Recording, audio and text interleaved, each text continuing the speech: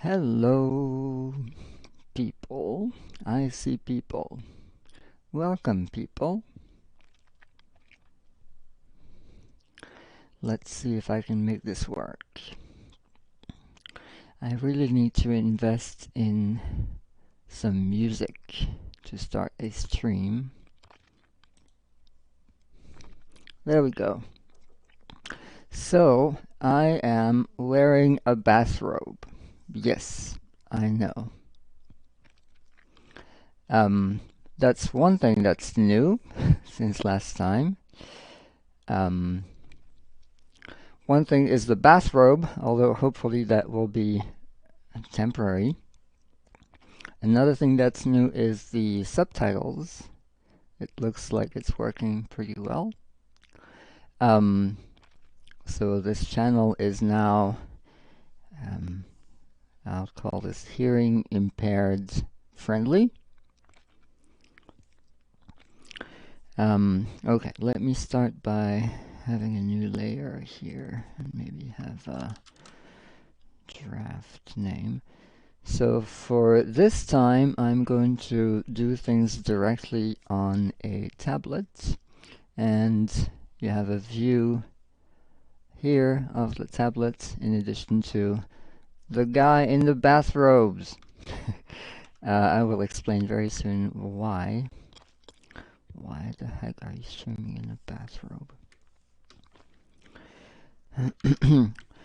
So the idea is to have something similar to this thing here.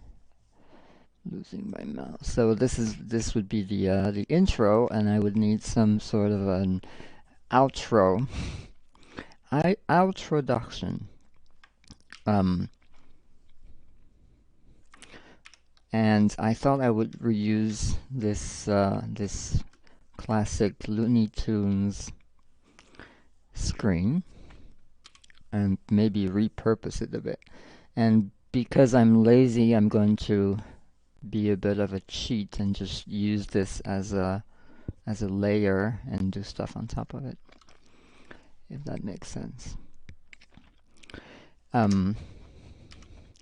was considering doing this on paper, and then because I suck at drawing circles, I thought I would need to buy one of those, I don't even know what you call them, something to make circles.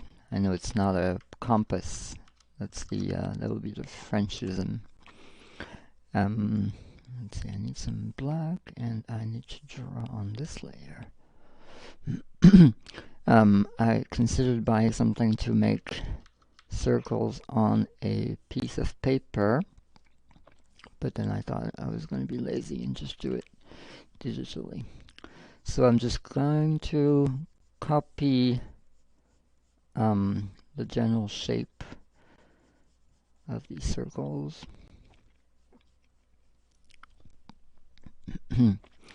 And the reason why, so something else that's new is I have this setup where I can make my background transparent so that when I wave my hand, well, I guess that's cut off, but you can see the rest of the screen as a transparent thing. Very fancy. The issue is it doesn't seem to work very well with black clothing. So I looked into trying to find, without going out to in a shop to buy some clothing, which would be unheard of from me.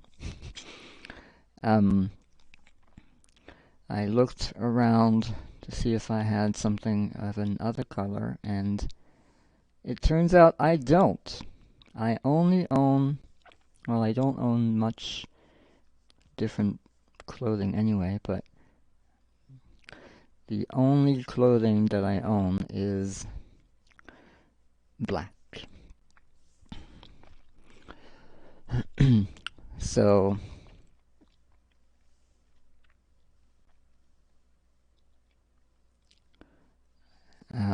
the only thing I found was a bathrobe, which is white, as you can see, and that seems to work nicely on the background.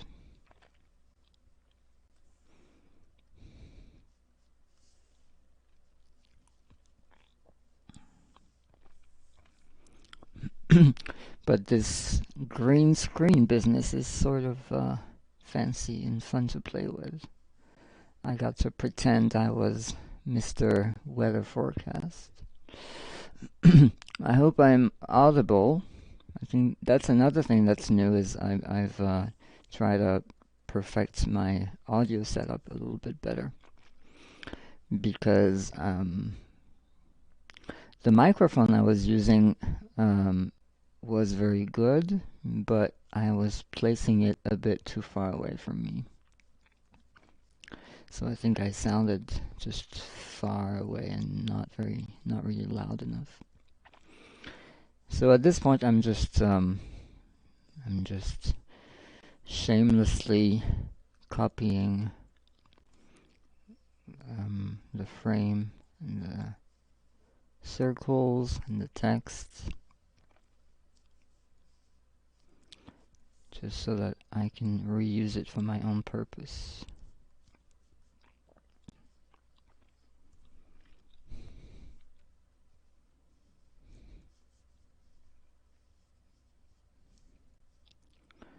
And maybe hide that other layer at some point once I don't need it. Well, maybe I can hide it now. So, because this is for my own channel, I'm going to draw myself. This guy in the bathrobe is such a narcissist. And I thought I would mimic one of the... I don't even know if this is really what... if this is actually part of the That's All Folks screen, but there's this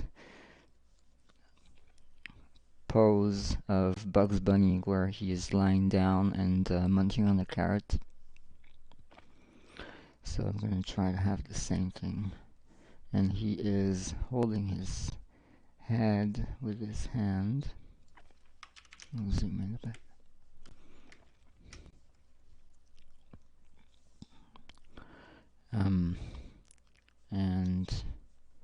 And going on like this, maybe a bit longer.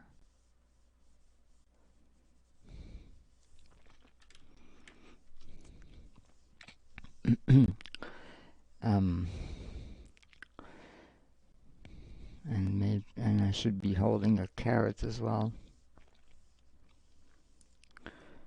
And he has his legs crossed.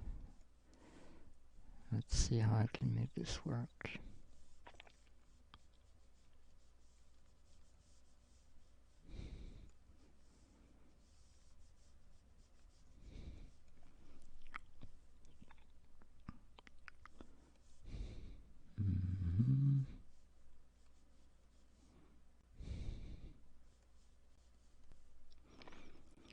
I don't know exactly where the frame will be, which circle I'm going to use as a frame, and what will actually come out of that frame slightly, like this foot or the arm here.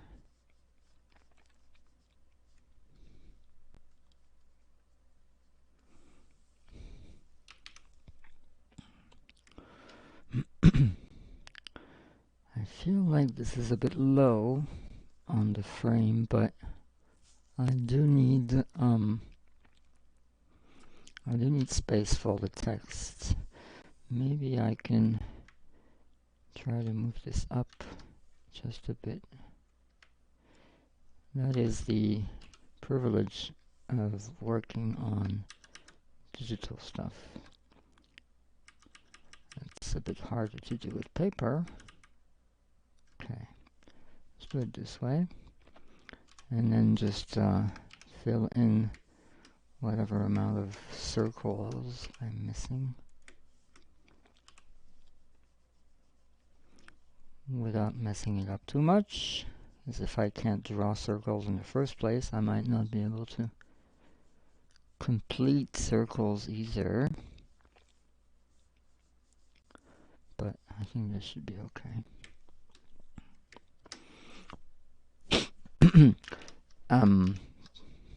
Okay. So the legs.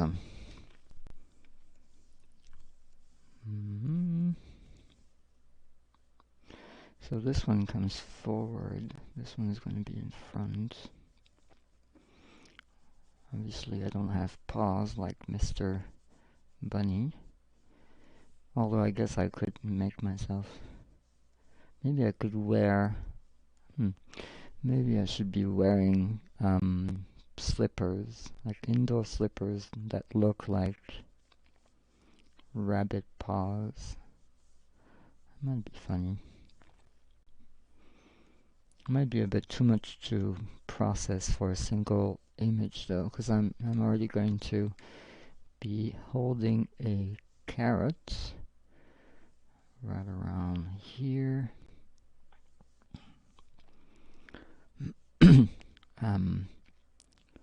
And I will be eating the carrot, so the tip of it should already be gone.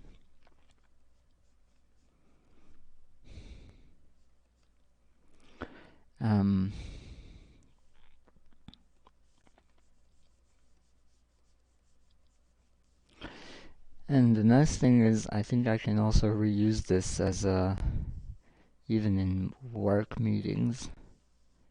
You know, there's always this very awkward moment at the end when people are saying bye, and you don't want to be the last person remaining saying bye to the other person remaining. So maybe I can switch to this instead of waving. That'll be nice.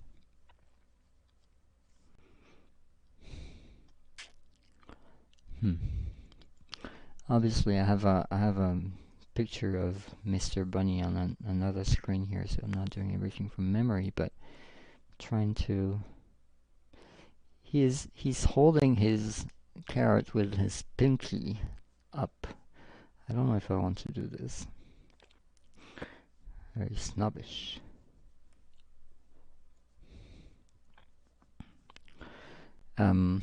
Actually, maybe that would be funny. Does Bugs Bunny have only 4 fingers? I never noticed that before. Looks like he does.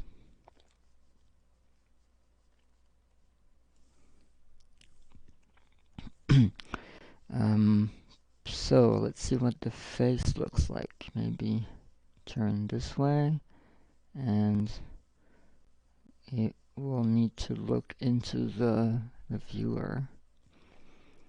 Let's see where the nose is. Something like this.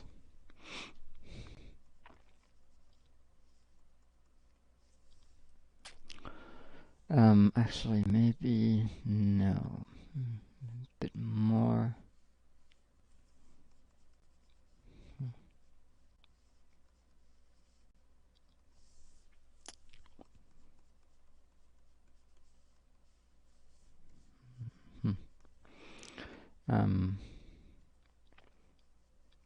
And then eyes.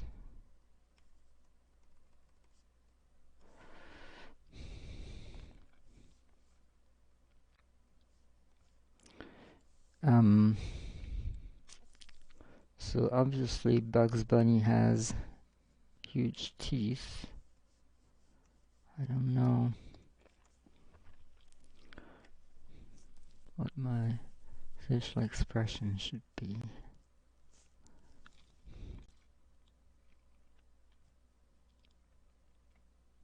I could also give myself a sort of a puzzled look.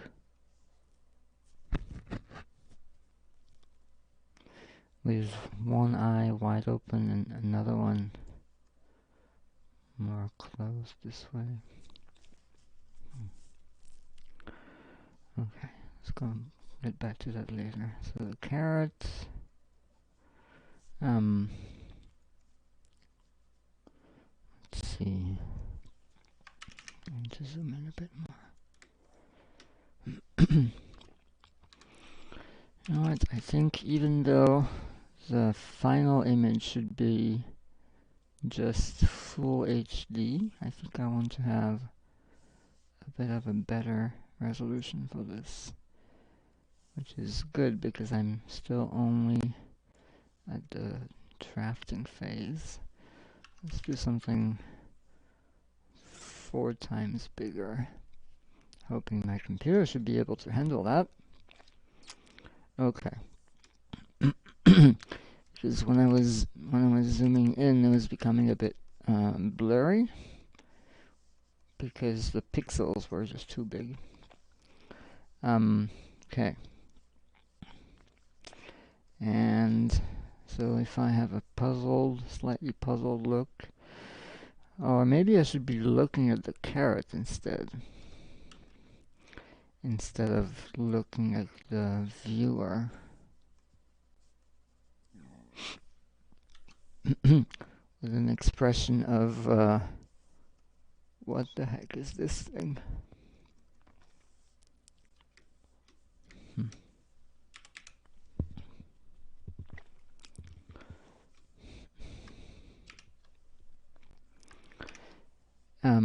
Alright. This character is going to have 5 fingers. And yeah, I think I will keep the pinky down, unlike Mr. Bunny. Okay, this is not very proportional. The thumb is huge. How big did I make the other hand? Yeah, the thumb is just too big.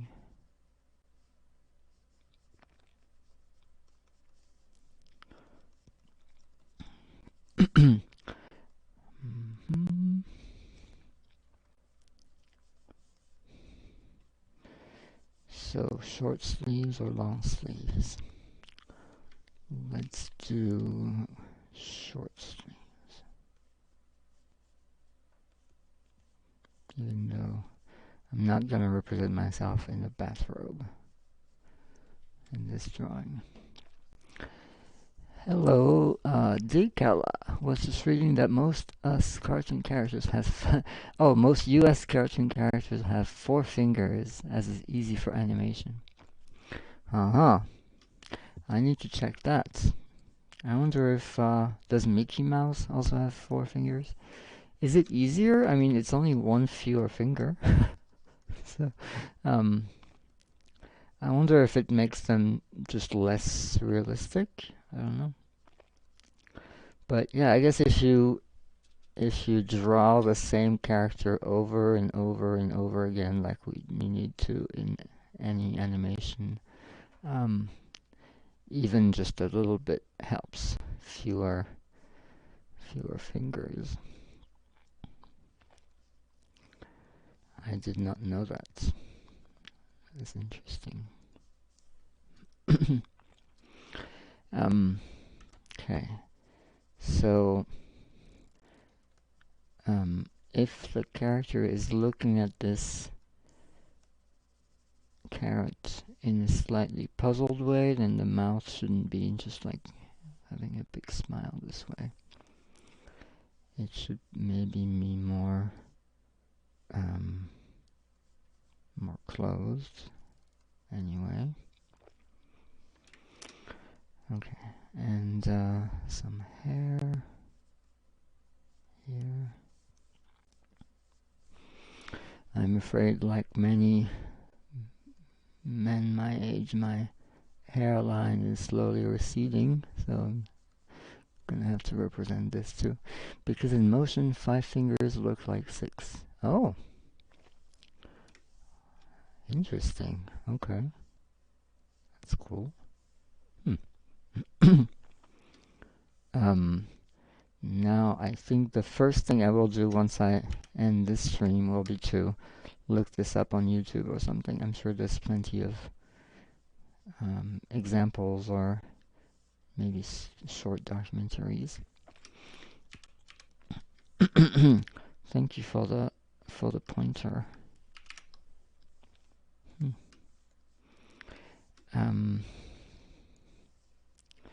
Okay. This is really going to be all there is in this frame. And it looks like the character is lying down on this circle. So I think it will be maybe espousing this shape, and the feet will slightly stick out. Trying to think of other US cartoon characters. Superheroes probably don't have 4 fingers, right? Because we want to make them more look realistic. That would be my guess. But maybe any of the classic Disney characters, that would apply to them. I think this nose might be a bit big. Maybe a bit scale it back. Alright. I need a new layer. Actually, do I? I can just reuse this one. Lines. Place it here.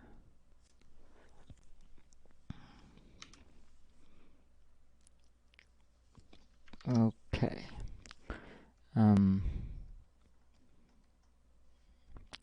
It needs to be in multiply mode. Oh, and I also need a layer for colors, because otherwise everything is going to be transparent. Colors, and that should be white, and that will be here. Okay, and draft, I think I will lower the opacity a bit. Yeah, some of my left column is by design. By design, I put my stuff over there, not really missing much.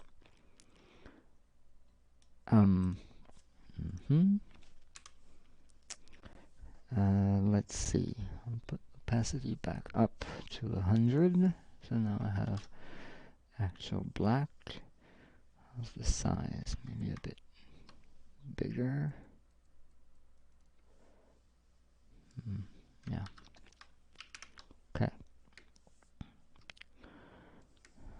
Let's do the nose first.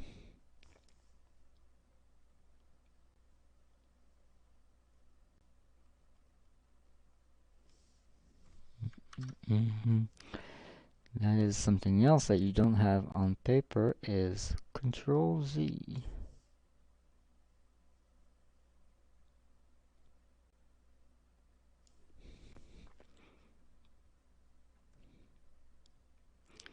I think the main thing that prevents me from going full digital, this is too thick, is the lettering, actually. Why is my undo command not working? There we go. I'm still unable to draw natural looking letters. At least as natural as I can do on paper.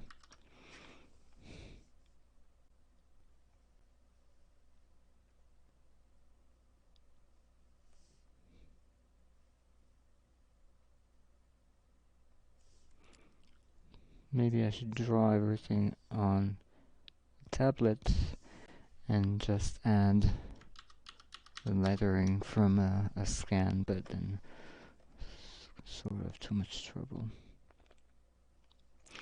I'm doing this several times because it's probably the focal point of the viewer's attention. It's kind of at the center, and is this too thick? No. Maybe a bit too thick.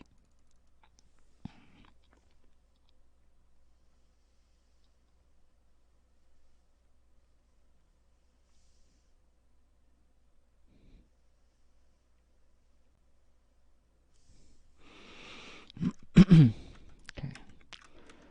let's try. What was that?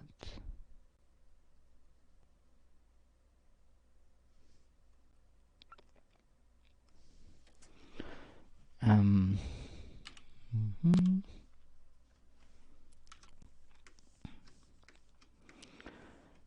Neck.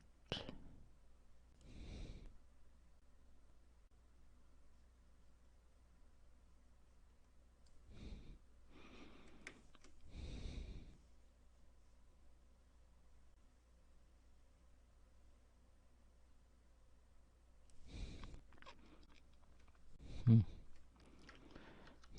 These don't really meet properly to make a circle. I want to keep the general circle shape of the head. That's what I'm going for, at least on this character.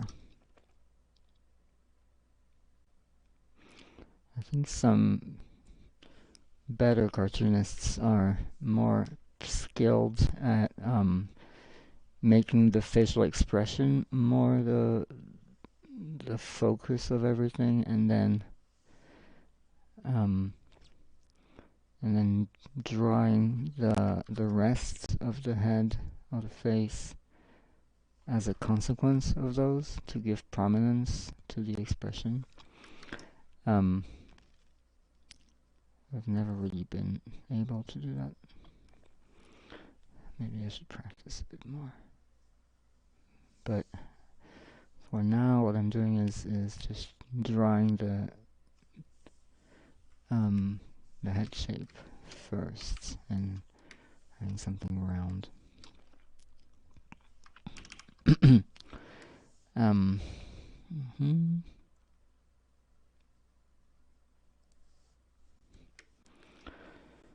Okay.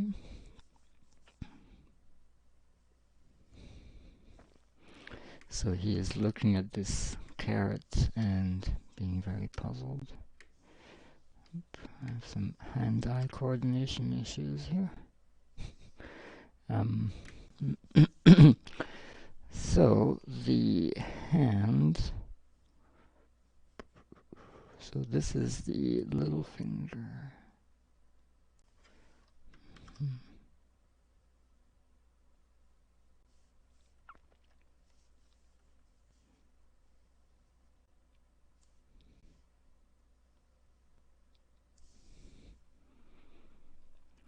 1, 2, 3, 4.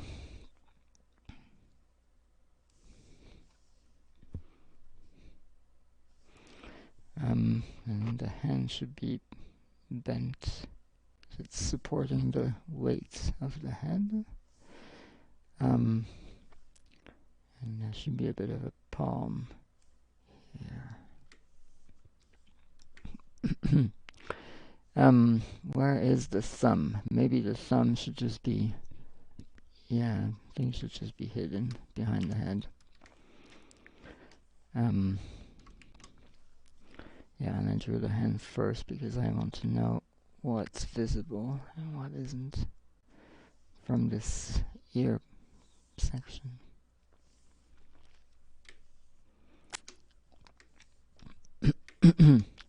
Oops. Okay. Now, let's try going this way. That's not quite right.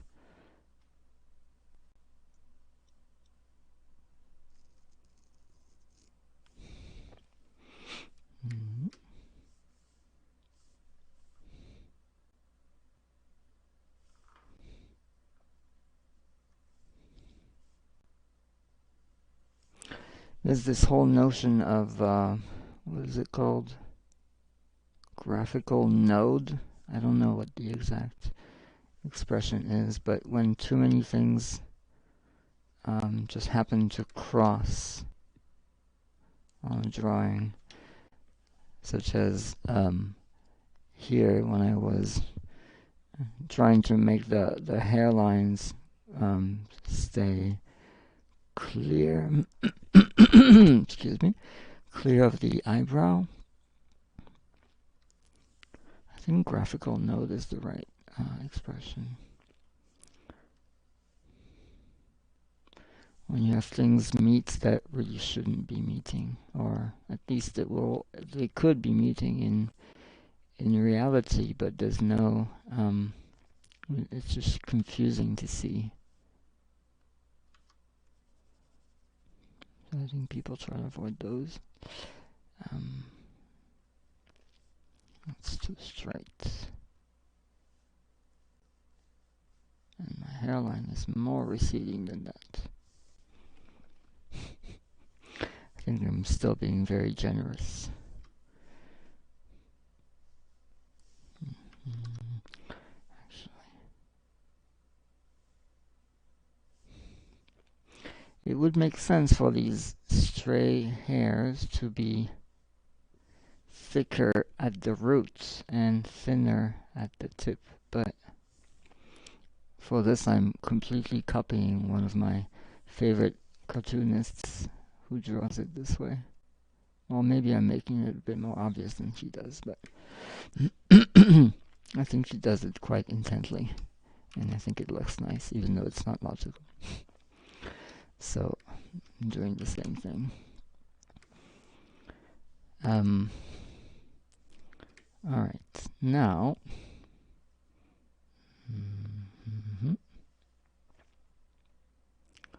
short sleeve, maybe a bit of wrinkling, and at this point the next thing I should do should probably be to draw the frame, so I know how to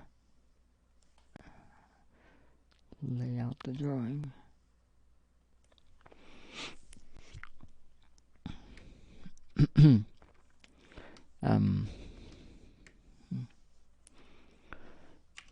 So the frame, let's see, maybe I will draw the letters on a separate layer so I don't really need to worry about this. Oops. The frame could be a bit thicker. Let's do it this way.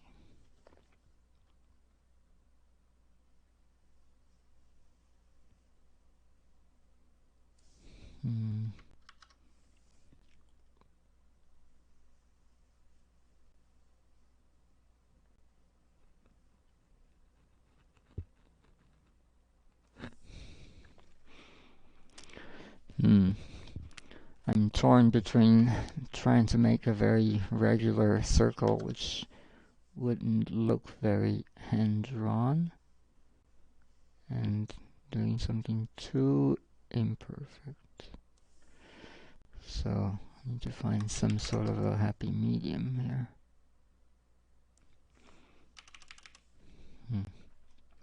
I think that's okay.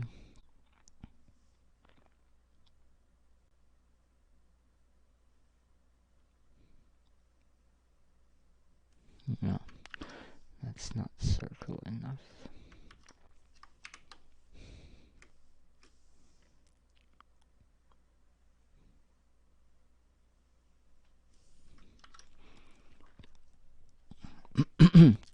Today I learned for the first time, well, I learned the theory of how to steam milk. I was doing it completely the wrong way. I was starting, it seems like the proper way of doing it is to start at the top to create the foam, or the steam, or yeah, the foam. And then go a bit lower to have the milk swirl a bit and mix the liquid shape or the liquid states of the milk with the foam. I was doing it the other way. No wonder I didn't end with that much foam at all.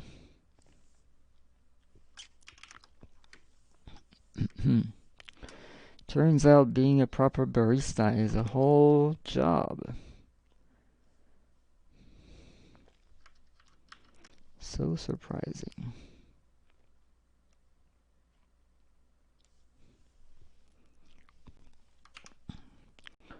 This is not quite round enough. Make it a bit rounder and erase top here. If I was doing this on paper, I wouldn't really belabor all the small details, just because it's a lot harder to erase ink on paper. Need to add whiteout. And because it's easier, then I can let my mild perfectionism go wild. I would also have just more control over the media on paper. Even though I can't undo, it's still more physical, more tangible. Okay. Am I still on the right layer? Yes. So, index finger. This one should be a bit longer. This hand looks a bit too flat and static. I think it should be a bit more less boring if I do it this way.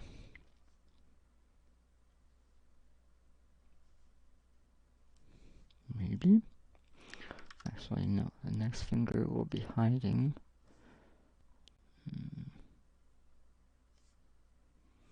Let's see if I can handle this properly. Hands are always difficult.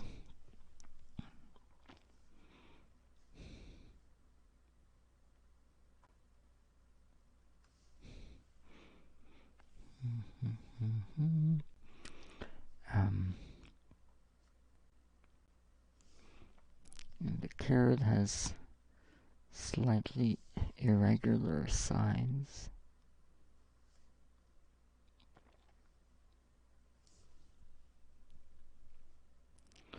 Not too concerned about making it actually look like a carrot, because the color will be, I think the color plus the reference to the image will be quite obvious. But I'm always concerned that people will not. I think that's the most humiliating thing as someone who draws, is showing something to people and hoping for it to be funny. So if it's not funny, that's one humiliating thing. But even more humiliating is like, what is this thing here? What is it supposed to be? Especially if it's a cartoon and it's supposed to be very simple to understand and quick to parse graphically.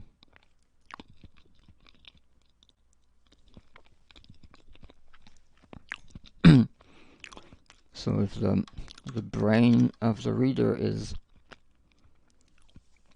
spending even just a little bit of time trying to understand what it is that they're seeing, that is completely killing the effect of finding things funny.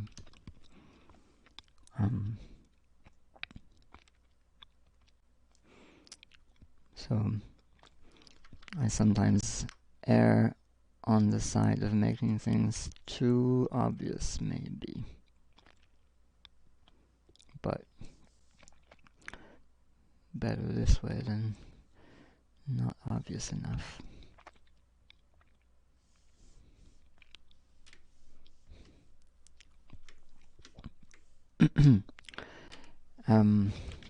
So the guy is holding this carrot. Oh, and I was just about to make a long sleeve, which is not correct, because I drew another short sleeve on the other side.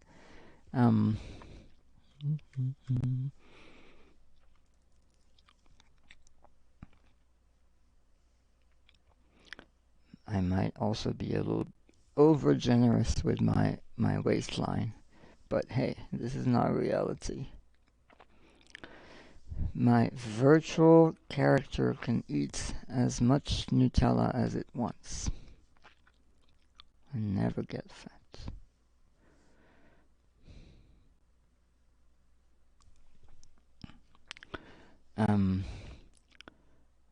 Let's see where the short sleeve would be. I think the hand is a bit lower, the arm would be hidden. Just seeing a tiny bit of it this way, and the rest is just hidden. Maybe not even. Yeah. It's just completely hidden behind.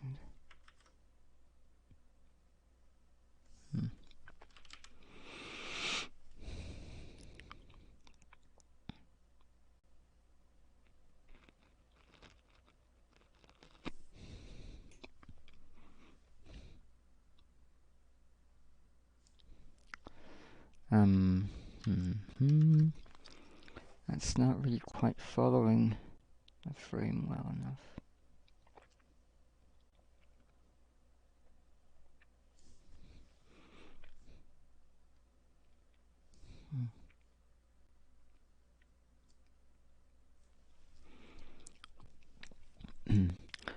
Alright. Now for the legs. Let's try to do this one first.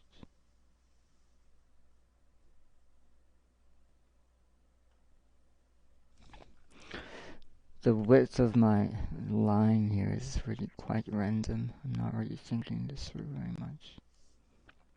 Stick here and thing there with no actual reason.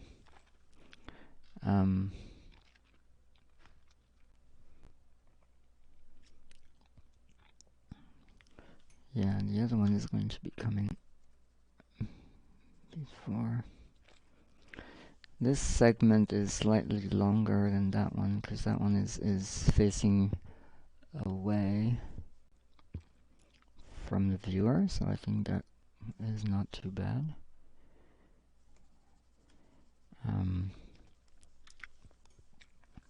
Okay, so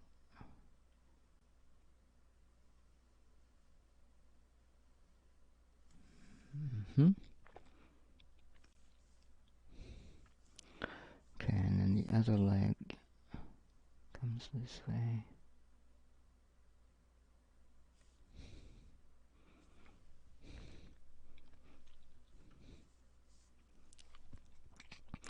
So if I try to make slippers that look like rabbits' paws, it would be funny, but would be a bit too much to process, I think.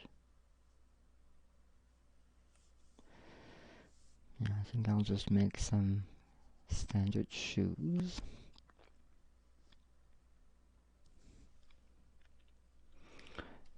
And this leg here is looking smaller than the other one that's supposed to be further away, so that's not good at all.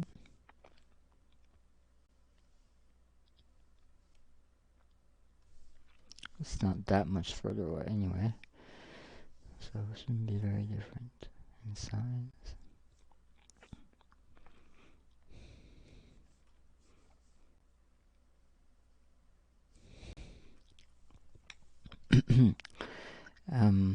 So this foot comes forward.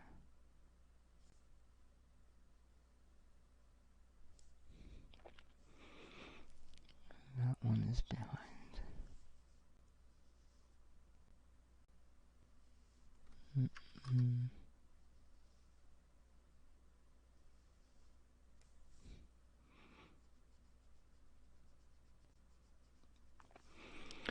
And I have a bit of leftover frame coming here that I need to show through.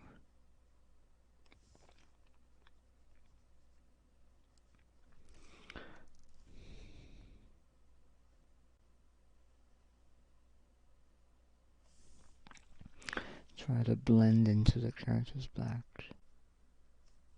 because he's just lying on the frame.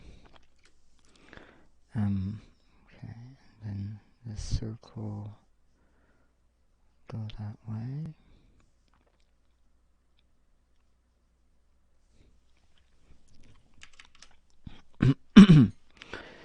Alright. I think I could make the expression a bit more obvious. Although it is quite obvious already, but I think I could make this eye a bit more closed.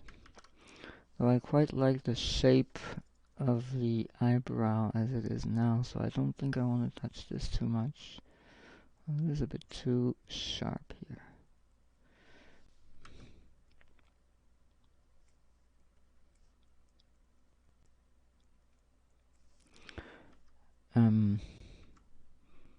But yeah, I think I can make it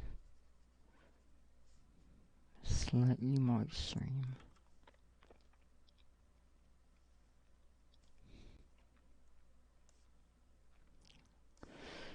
Smaller also looks slightly angrier. Yeah, not much difference. Having trouble shifting penning properly.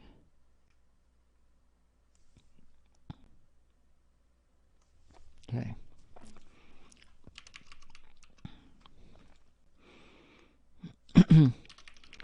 I feel like the carrot should be a bit more wrinkly.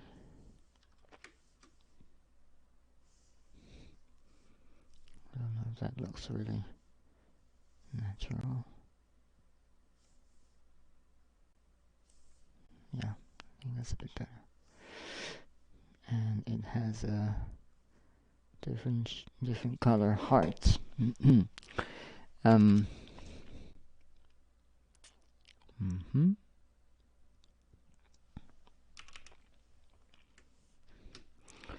Okay, I'm going to draw the other circles.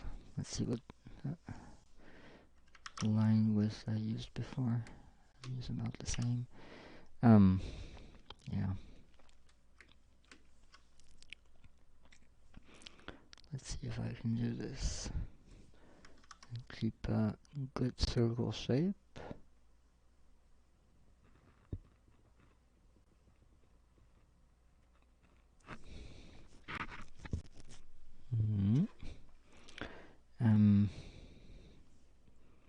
My circles aren't very circular. Yeah, I think I'm going to rotate this a bit.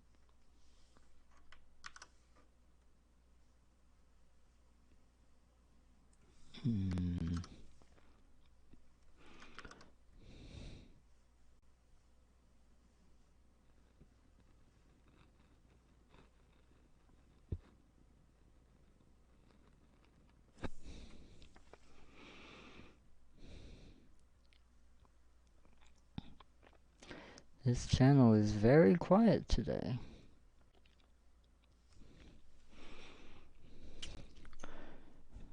Just being focused. I hope you're doing something else in parallel, because otherwise this is bound to be very boring. But if you are doing something in parallel, hopefully that's contributing to a nice co-working mood.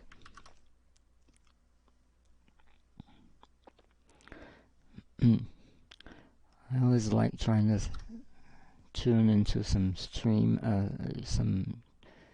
Twitch channels when I try to get stuff done. It gives a very gentle form of peer pressure. It's like, look at all those people getting stuff done. Or, well, I guess it doesn't really work if they're gaming, but it's another sort of stuff. But look at all those people doing things, saying things.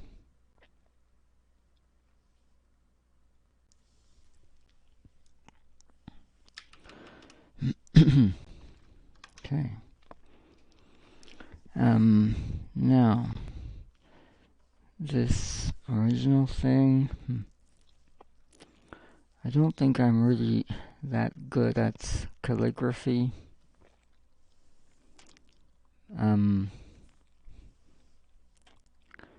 Yeah, maybe I'll show this a bit to have some guidelines of what I should be drawing. Oh, and obviously it's not aligned any longer, so I need to shift this up to match the rest of my drawing.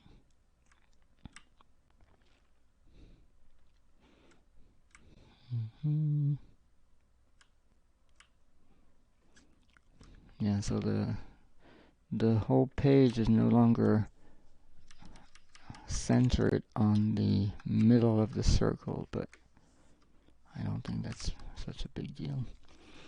And I need a new layer that I will call letters.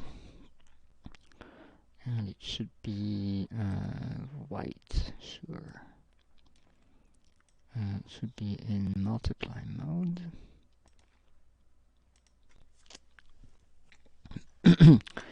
Now is the time to try and leverage the pressure sensitivity of this pen, of this stylus, to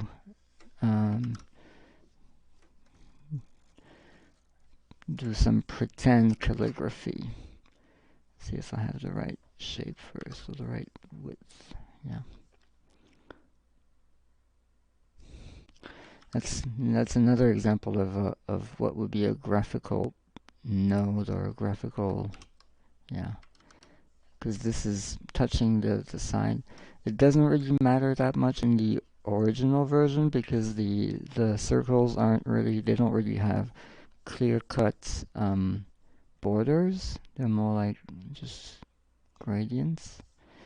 But in my case, it would be a weird-looking collision. So I'm just going to draw them a bit further away.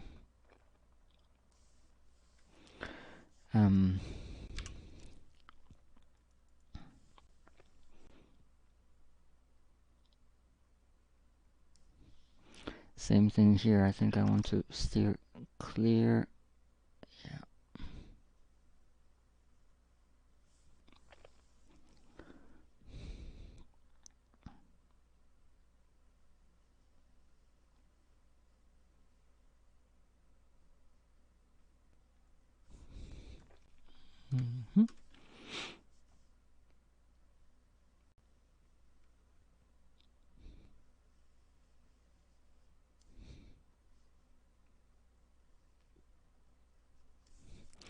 So that gives a interesting extra constraint in trying to draw these letters.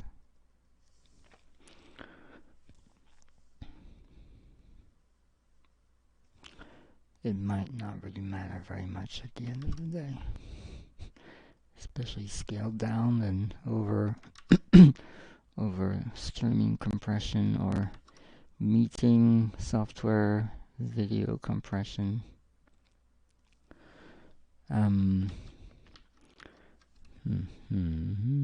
Apostrophe.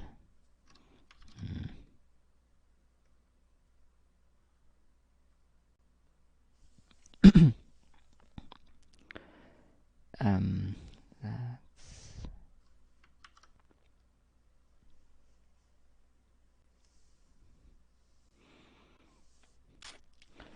can't see the S. Is it like pupils S like this, or more like this? I think that's more readable that way.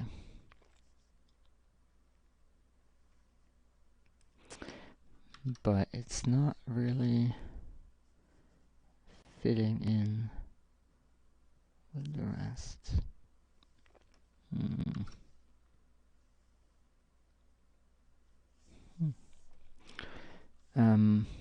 But it's too close to the next letter though, so that's not good.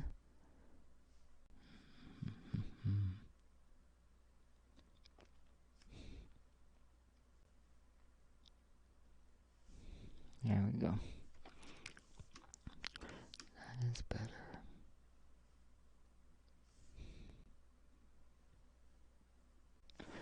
I can totally get how some people use calligraphy as a way to relax or meditate. Some sort of a slow pace. You already know what you're going to draw. You know all the shapes of these letters by heart, or of the characters by heart. So you're not using your brain too much. It's even just like a choreography of the hands.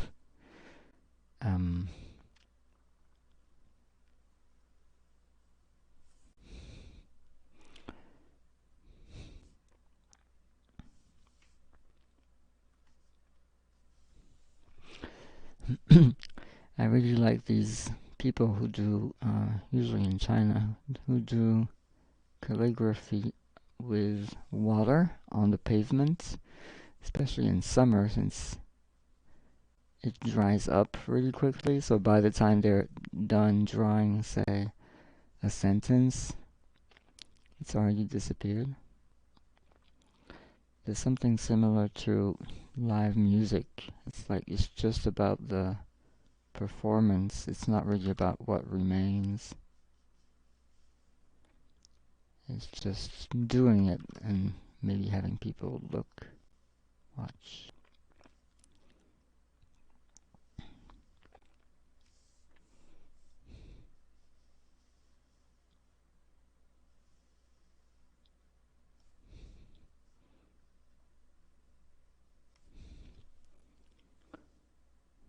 I guess I picked the right S shape. I could have looked ahead. Way to go, planning.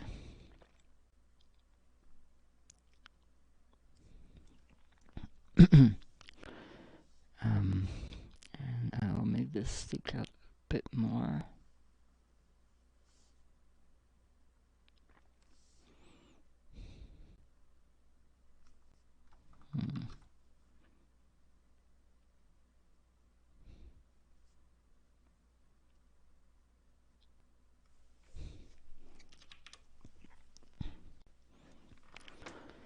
Alright.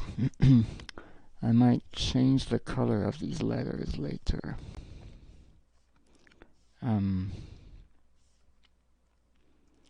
So now I don't need to see this any longer. This can be fully opaque.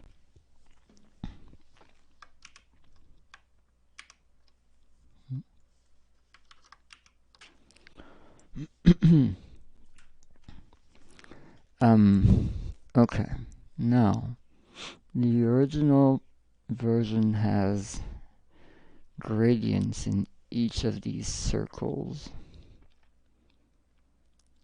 I usually try to stay away from using too many gradients.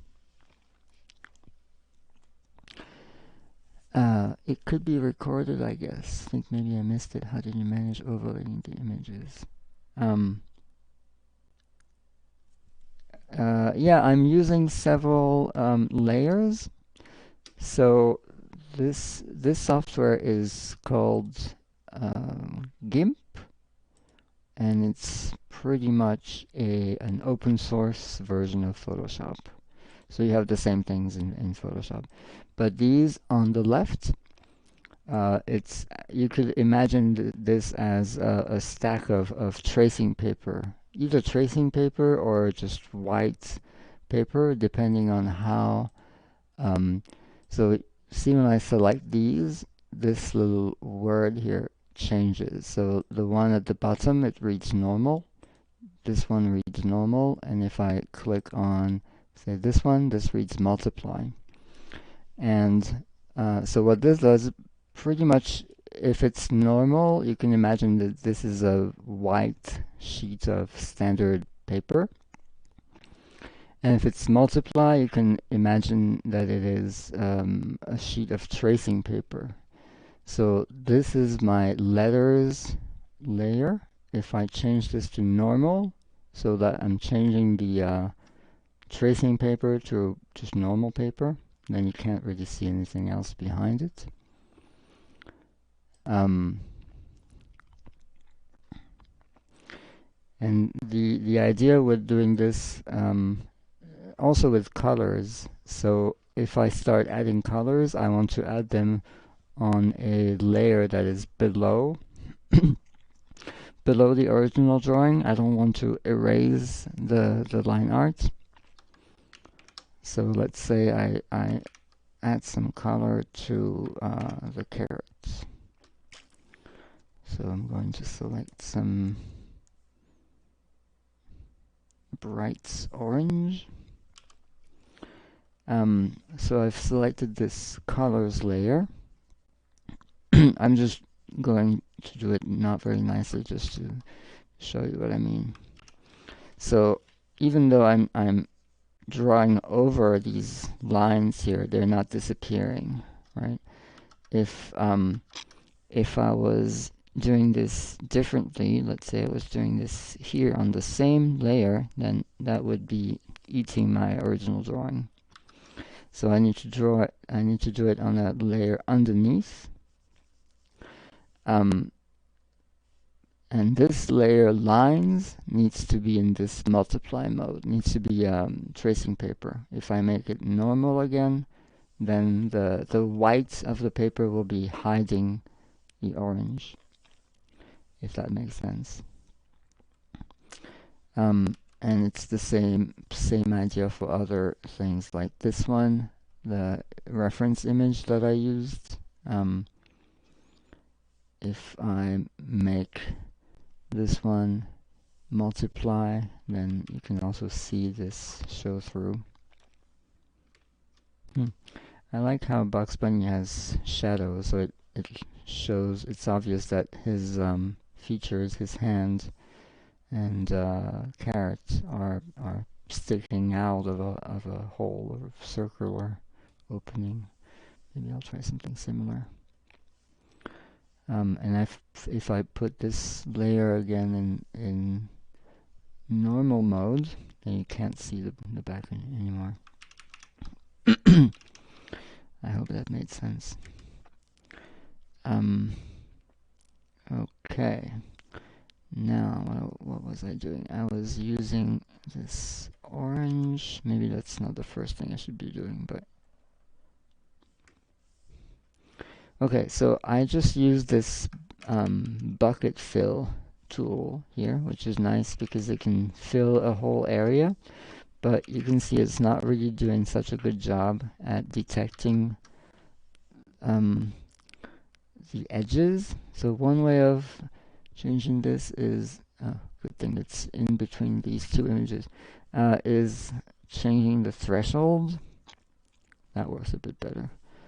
Otherwise, I can also just use this for the main part and just fill whatever is not looking good by hand. I need to fix my panning behavior.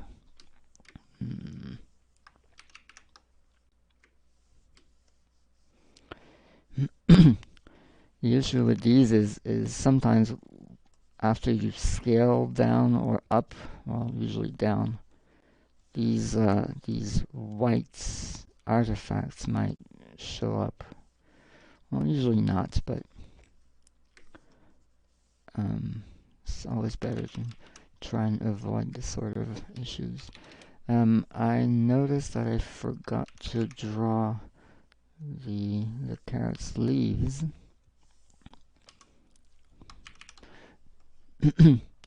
Yes, it is on different layers.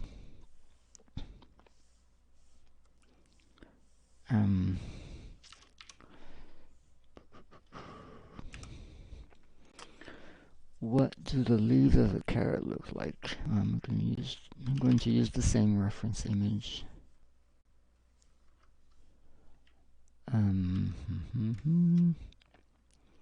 Let's see, maybe something like this, and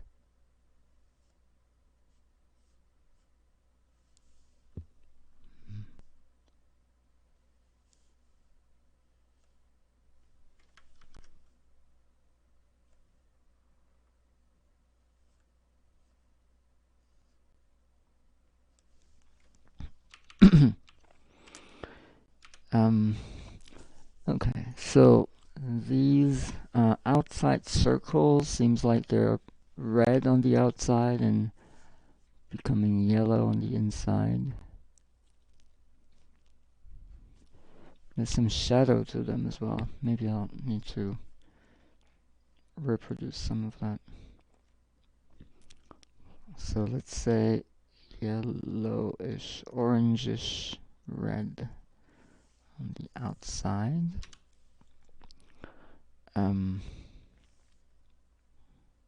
Yeah. This one. Let's see, how does this map? Center, 1, 2, 3, 4, 5th. Center, 1, 2, 3, 4, 5th. Okay.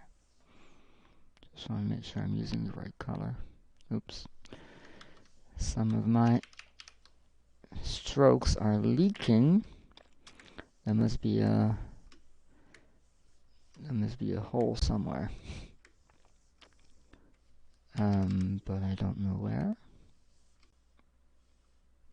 Maybe it's because I used this higher threshold, so it's overcoming some of the limits. No. Oh wait, maybe no. What did I do?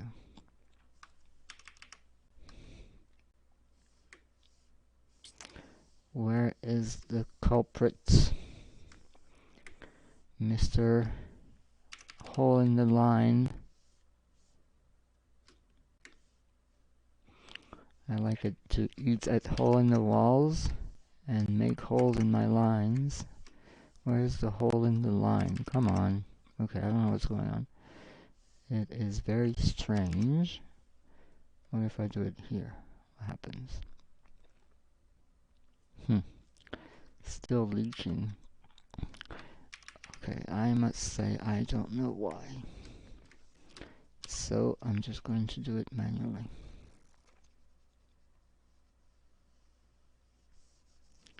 It's not that much of a big area anyway.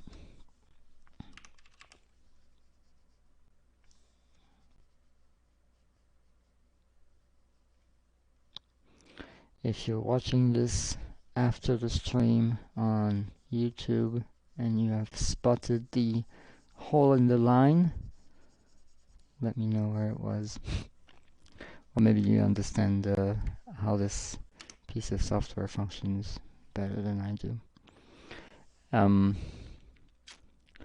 I feel like this isn't quite red enough, although I'm going to add some shadows. Yeah, I think this is okay. Next up will be a bit more orange. Let's see if this one leaks. Nope. Good. But this one still leaks. And that's not cool. Must be something going on with the borders or the sides of the viewports. Somehow. Maybe the threshold is still too high. That's also possible. How does this work? Yeah, that works better. No leak this time. but that's always an issue, at least if I'm not careful. If I first do some of it manually and then do a fill, then there's this white line that I need to fix after the fact.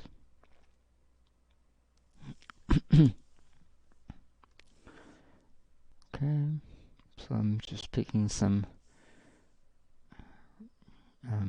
orangish hues of red that become more and more yellow as we go towards the center. Okay, a bit more.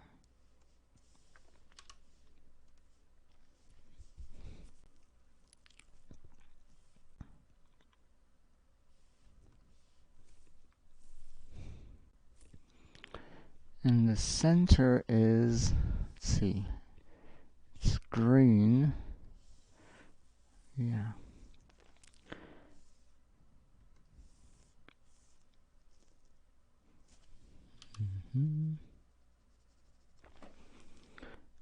So I have one more, so it can be very yellow.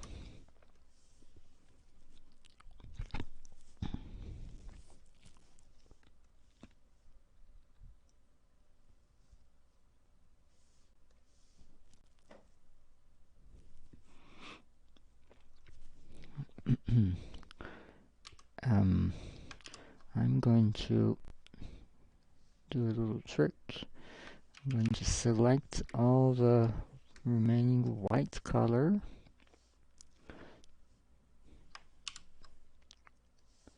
on this layer, and now I can fill in the remaining white zones. I guess I didn't really need to do this, but it's convenient. And the center, okay, so it's a sort of dark turquoise. If I want to make this colorful, if I want to have some amount of color variety on the whole drawing,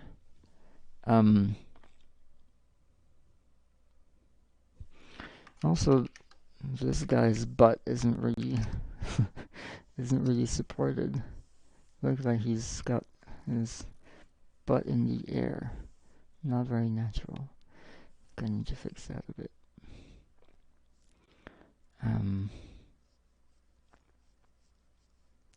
Should be more like this.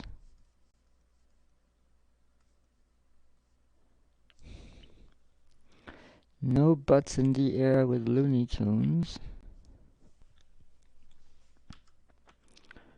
Butt should be firmly supported on the frame.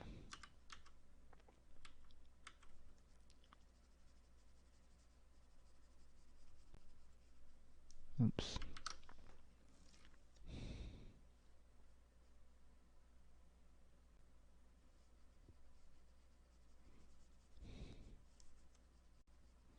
Good thing I'm using digital. No need to get massive amounts of white out.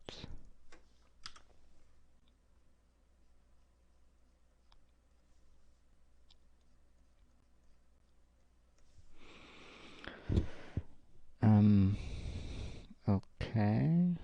Let's see, maybe a bit more. Oh, the other leg. No. Looks like he's naked. Not cool. Actually, maybe let's try this way and erase that line.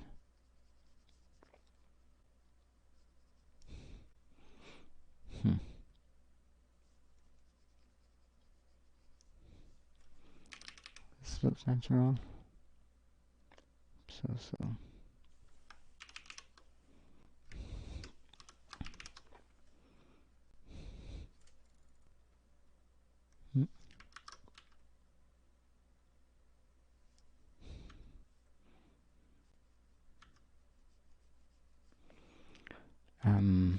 How should this look like?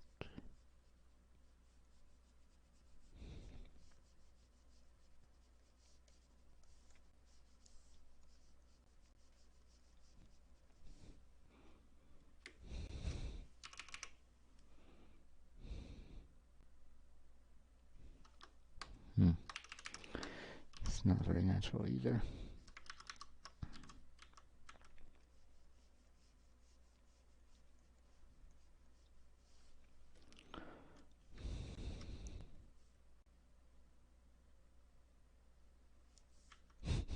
I think I'm going back to the original shape.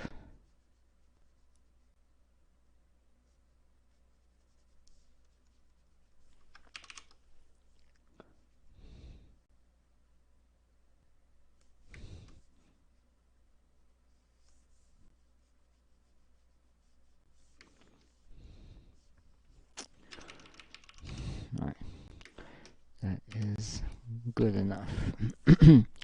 I was saying if I want to have some balance or some different colors, I already have plenty of yellow and red. I might make the guy's shirt blue. And then the background would be green.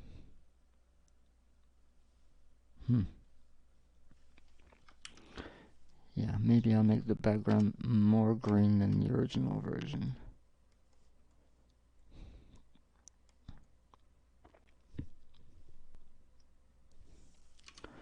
Something like this.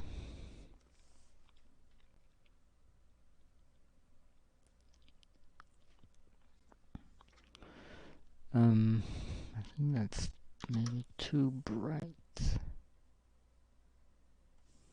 Okay, well, it's not very different from the original version then.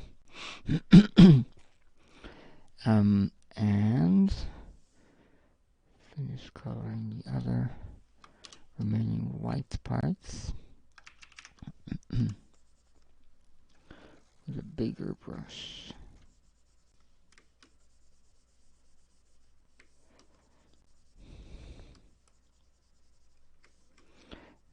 I don't know if I'm going to keep these letters black. And if I don't, there might be some, there might be some white that will show through if I don't do a good job at coloring.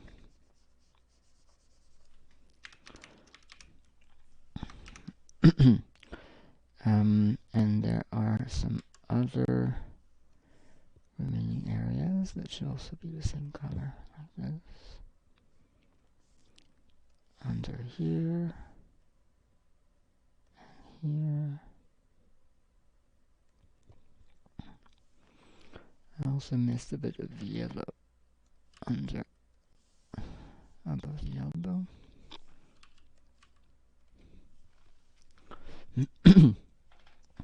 Yeah, I do have a bit of green with the carrot sleeves. Do people even call these leaves? Is there a special name for this part of the carrot?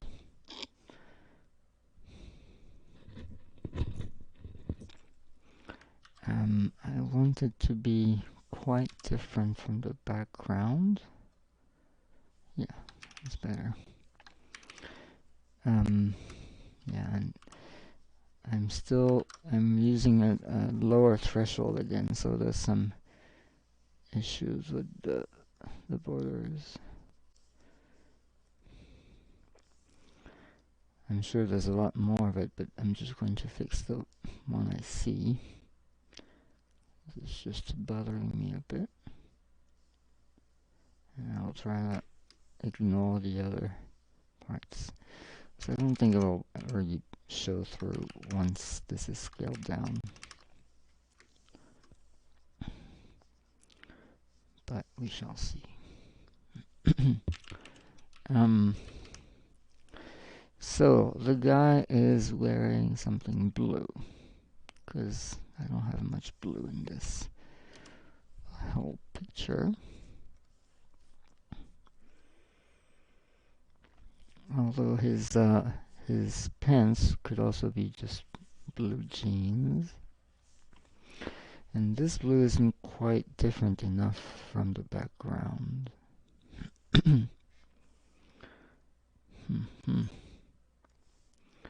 Maybe I'll change the background. So I'm going to select this by color and tweak this a bit. Hue to green. Should it be darker or lighter? Maybe darker.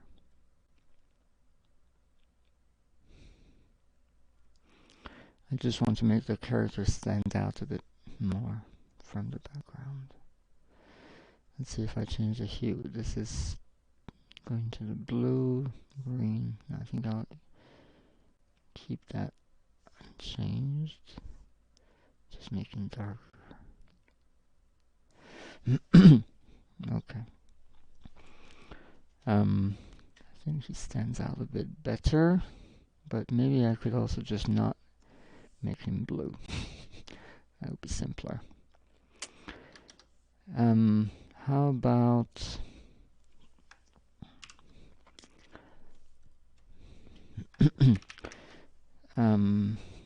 trying another color.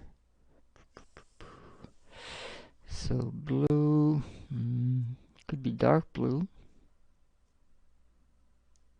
If it's dark blue, then it will, oh, just purple. How about purple?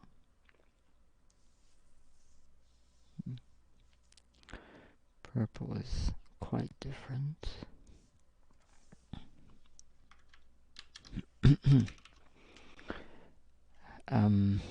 Okay. I think I need to add some of the skin color if I really want to have an idea of what the color is going to be looking like. So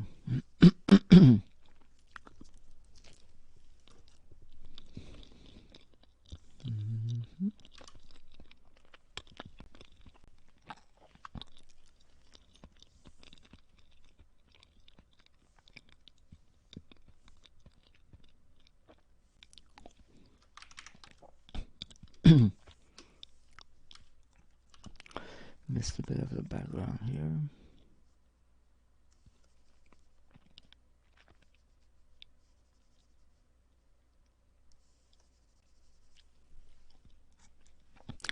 And the hair should be dark brown. It might be receding, but it's not quite white yet. Ha ha ha. Old age will not get me from all different sides. One side at a time.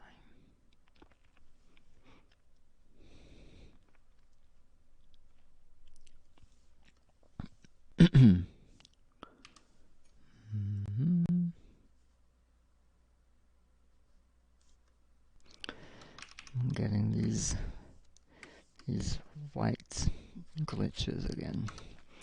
It's a lot more obvious when the color is dark, obviously.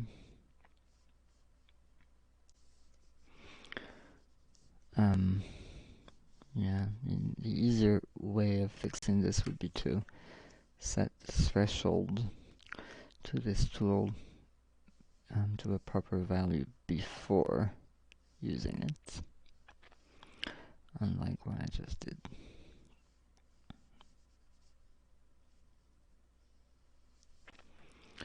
Let's do the outside as well.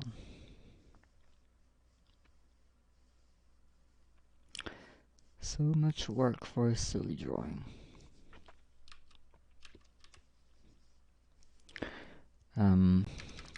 Okay. The eyes are white.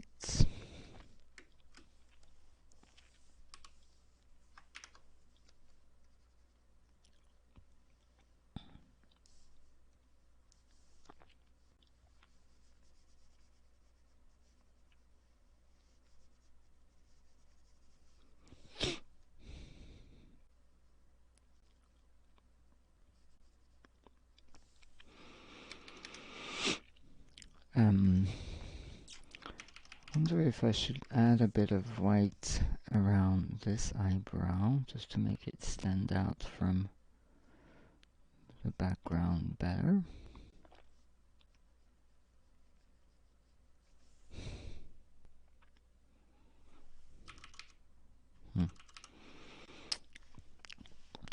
Not extremely natural.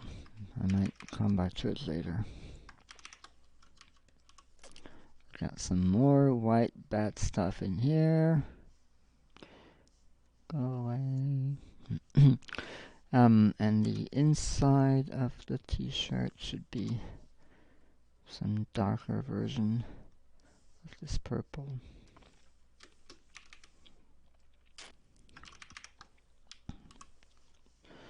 Now, what about the pants? I was thinking maybe just some dark blue jeans.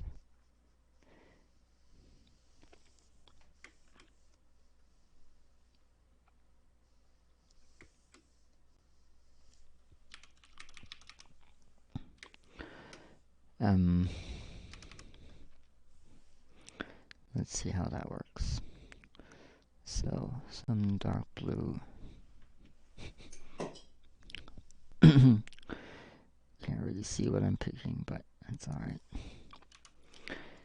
There.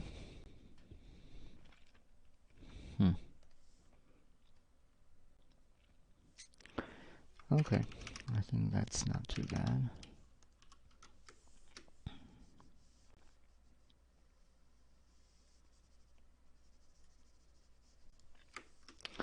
Last step will be to add some shadows. I think it's always the most fun part. That's where the drawing comes a bit more alive.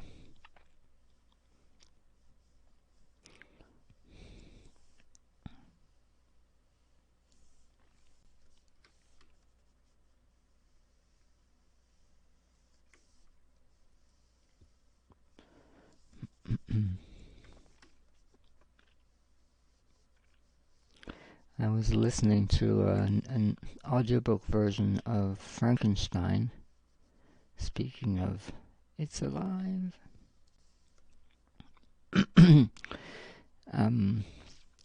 There's this French podcast where a guy, I think he must be a comedian or an actor, because he's reading really well.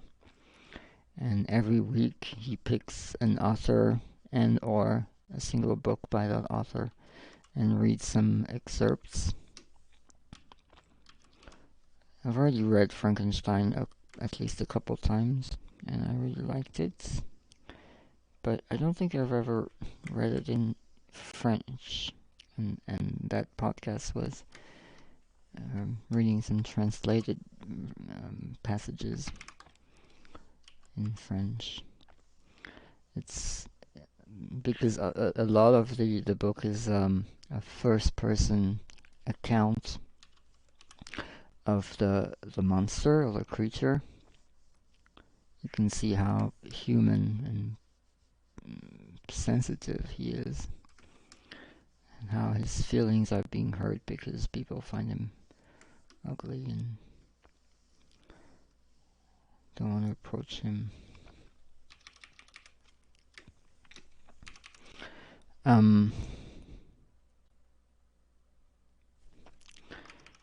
need to make the fingers the same color as the hand, obviously. So I'm selecting all the white areas, so then even if I do a sloppy job, I don't end up coloring parts I don't need to. There's also the inside of this carrot. I will make it a bit darker on this area, just to give it a bit of volume, because it's inside. Might be less light hitting it. But the core should be lighter. Maybe even lighter.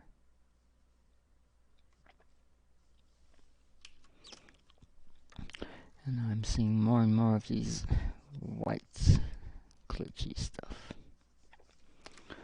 Not cool. I think there's a special setting for that tool to try and detect line art. I've tried that before. It's just very processor intensive. It takes a while. Maybe I should try again.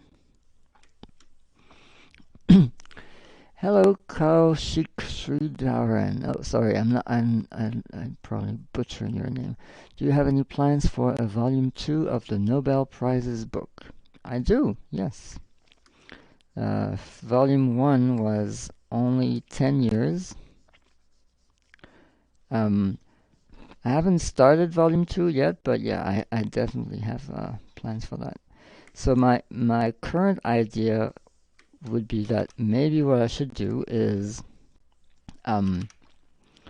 make the first volume free for everyone as a downloadable PDF so that people see what it's about, and then do a crowdfunding for the volume 2. But the crowdfunding would be a sort of a way of also making it free for everyone. But so the idea would be to set a certain amount that would be, I would consider a fair compensation for, or at least partially fair, I don't know, compensation for the work that would go into it. I don't know what that amount would be, and I don't really do this for the money anyway, because I would be doing something else otherwise. But so have that amount as a goal, and once that goal is reached, I commit to making the book, and having volume 1 be freely accessible would help, because it would give people a pointer of what the project is. It's just, something similar for later years. So I would commit to making the book, and then once it's done, it would also become free for everyone. So as a backer, if it's something like a Kickstarter campaign or some other crowdfunding platform, well, maybe you get something special. I think I was thinking maybe have a special page in the book with credits of all the backers, of the names, if people want to, obviously. And maybe there's different sections if they, just a bit like in conferences when you have the diamond sponsor and the gold sponsor and silver sponsors, etc. Sections in that special credit page. But I think it would be a nice way of making it free for everyone while still not completely working for free for weeks, because it's a lot of work, as you can probably imagine. And yeah, it would mean giving up any potential copyright, or what do you call these, royalties, for the lifetime of the book, or for my own lifetime, but that's fine. I'd rather have more people read it if they find it useful than have a sort of a rent from royalties. It's really not much money anyway, so not really giving up much. But yeah, to answer your question, absolutely. Let's see. Sridharan, would that be your proper name? I'm still probably butchering it. I'm sorry. That is one of the languages that I would like to learn at some point. Maybe Hindi. I've set myself this sort of silly goal to learn a language every decade. the issue is I've only set this goal for myself recently, so I'm kind of behind on the last one. Looking forward to it. Yes, you got the name right. Thank you. Okay. I'm sure you're being kind to me, and I still butchered it, but you're being forgiving. So maybe Hindi would be a good pick, because my mother tongue is French, so it's not as fun to learn languages that are similar, like Spanish or Italian. I mean, it's a bit easier, but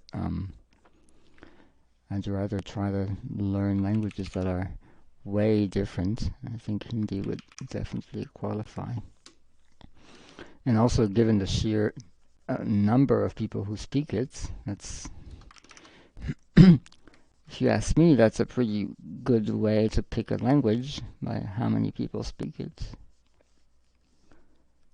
It's also one of the reasons why I learned Mandarin. I haven't colored the shoes yet. So yeah, stay tuned for. I was thinking maybe I'll do this as an announcement. I always feel bad spamming people, even if I really shouldn't feel bad, because if I'm giving away a book PDF for free, so it's not that much of a spam, although it is still asking for people's attention. So I try to bundle these in fewer emails, so I steal fewer minutes from people's attention. So I would do this maybe as a New Year card. And by the way, if you're puzzled at my wearing a bathrobe, it's because I don't own any non-black garment, and black garment doesn't seem to play very well with the green screen that allows me to blend my image into the background. That's why I'm wearing a bathrobe. So I would send my usual New Year's card. I usually try to make a drawing. And then in the same email, I would say, by the way, here's a free PDF of this book, and there's a crowdfunding campaign that you can back if you want to have volume 2, and maybe you'll have your name on the credits page somewhere, well, inside the book, and then it would be free for everyone. I'm sure some people do this already. It's like, I mean, it's similar to really the business model, if you can call it that way, of artists from centuries ago. Like they would have some benefactor that would cover their expenses or pay them a certain amount of money for them to make something, and then that something would be available for everyone to enjoy. I don't know if it's that common these days. At least I don't know that much about occurrences of this, but I think it would be fun. It's also maybe because I'm lucky enough to have a day job that doesn't force me to try to make a living from drawing. So it's an unfair advantage in a way, but if it means more free books for people, then it's not too bad. I am going to pick a color for the shoes, and I should really up that threshold. See if this is better. Ha! No, it's too high. Threshold is too high, then it completely leaks everywhere. Okay. Never mind.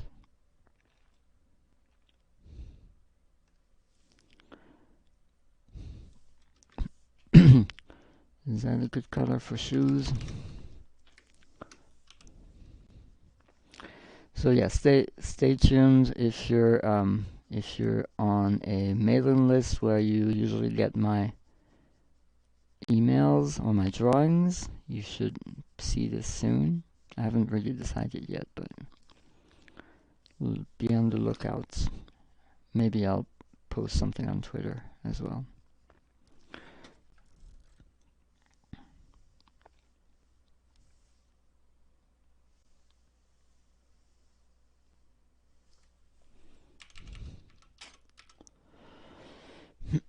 Oh, and I inadvertently colored the hair through this bad threshold issue.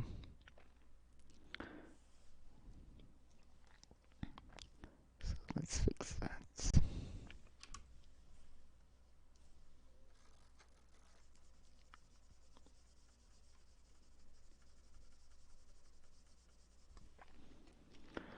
There we go. I think it might be missing a small chunk of hair on this side. Maybe like this. Oops, that's not quite thick enough. Oops, that's too thick. And why am I not using the right color? Lines.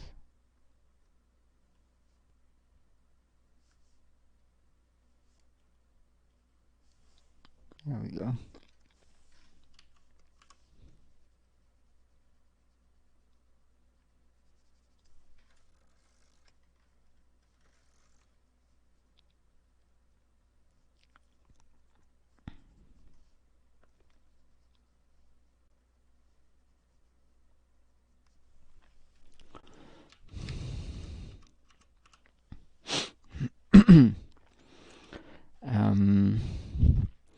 Now for some shadows.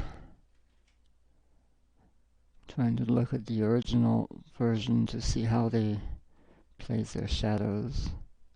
Really looks like you're looking at the end of some kind of tube with waves.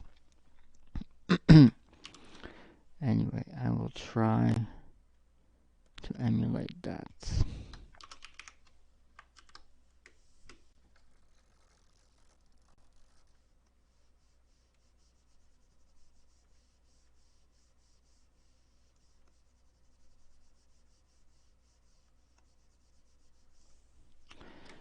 Okay.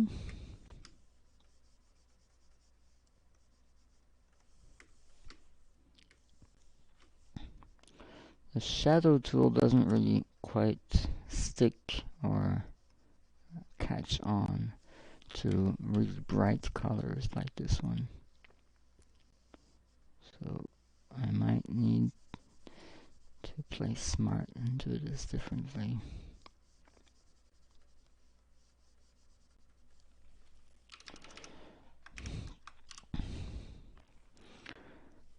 Let's see how it works on the orange.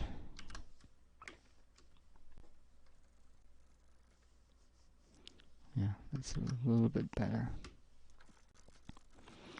I'm just going to do it once and then sample that color and then use that as a paintbrush, just so that I can do it with more than just one single stroke.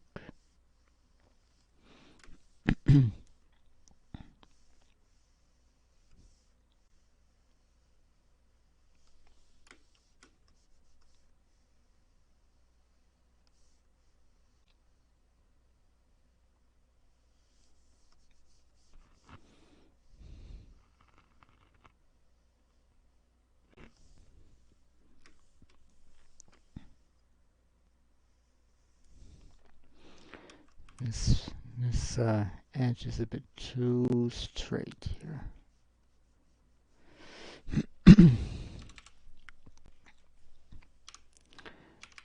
Other side.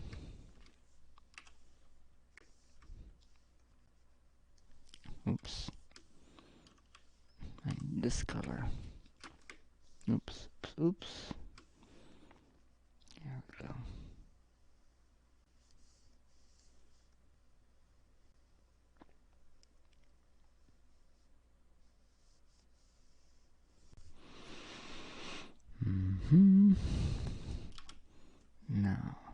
this one.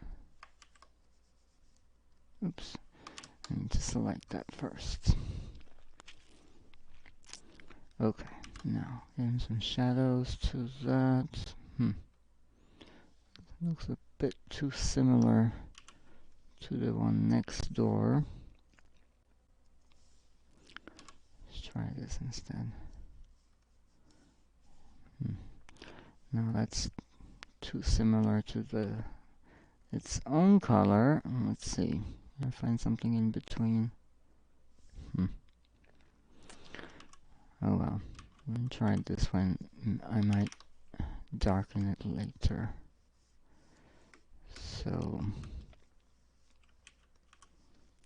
it's not a very obvious shadow as it is. Subtlety. What a concept.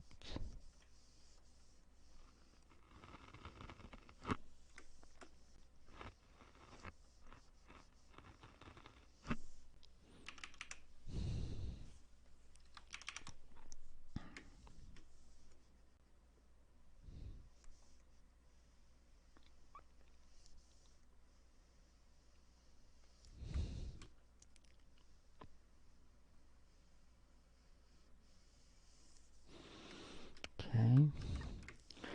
And now I think I'll do another pass. Make it a bit darker. Wait, why is this bleeding into the next area? That is not cool.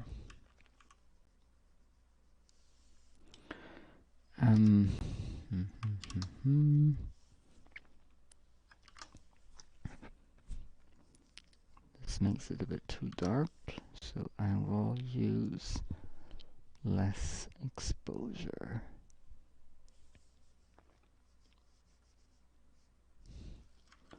Even a bit less. Okay, I think that's better. With this tool though, I need to do everything in one stroke, which is a bit more trouble.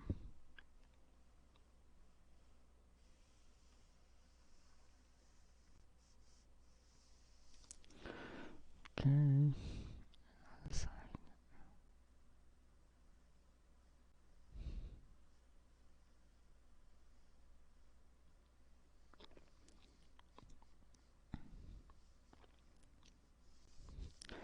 And I think the transition between colors is a bit too abrupt here. So I think I need to pick something in between. I need to pick my color in a different way. Let's see. What is the difference between these two?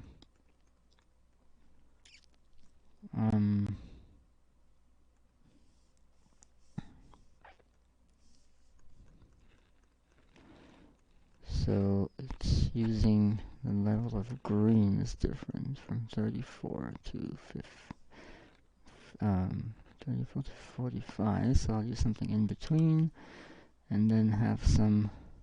Oops, what's going on? Oh yeah. And then hopefully that's some middle ground. What else is changing? Oh, there's also the hue is different. Goes from 27 to 20. So I'll use 40, and you can't really see what I'm doing, sorry. I'm just using a very inefficient way of trying to get a color that's in between these two. But that's not really working, is it?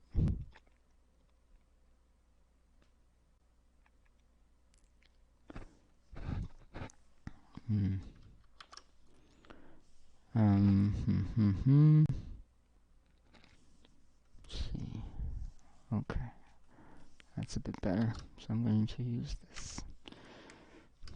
I just want to erase this very obvious seam.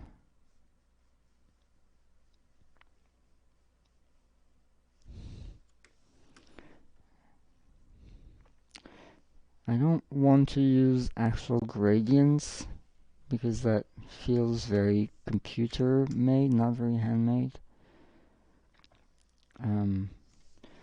But I want to have something that still looks smooth-ish.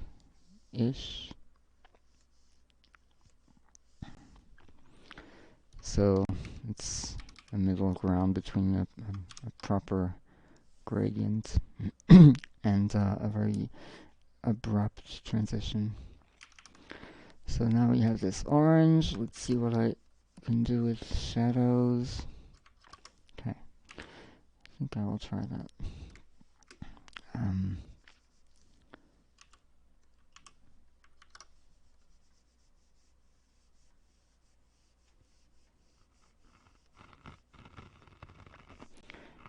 And I need to give the character's elbow a bit of a shadow on this one too. But I'll do that a bit later.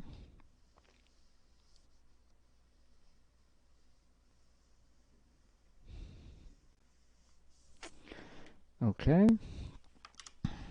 And yellow. I don't think the shadow will really catch on to the yellow.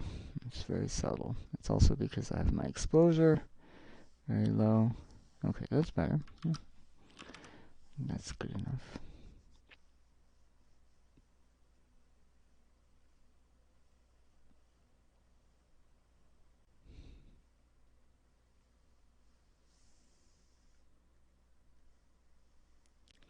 Still using just a single stroke. Alright.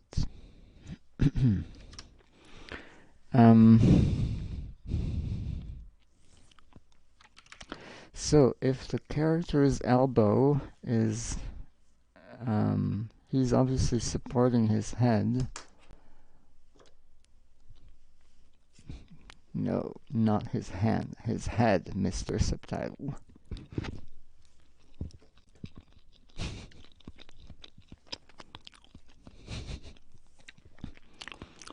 The subtitles can be very creative sometimes, but I guess I have my accent to blame. So he is supporting his head with his arm, which means the elbow must be touching whatever thing he is using as a support, which means that the shadow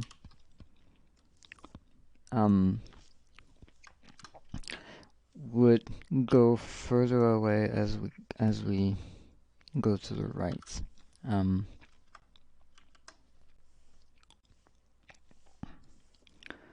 Let's see if I can make this natural. What I wanted to do and messed up was I selected the color of this arm, and then I want to inverse the selection. So invert, sorry, is the right word. So I select everything else and not the arm. So that way we have a feeling that the elbow is touching this yellow surface, and then the other part of the arm is going a bit further away.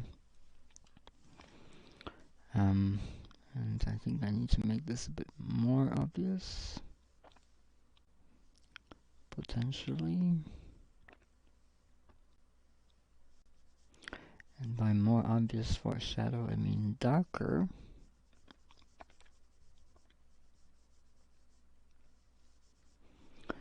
These shadows are also important cues to let the viewer try to understand what's going on in the scene. Where are things? What is touching what?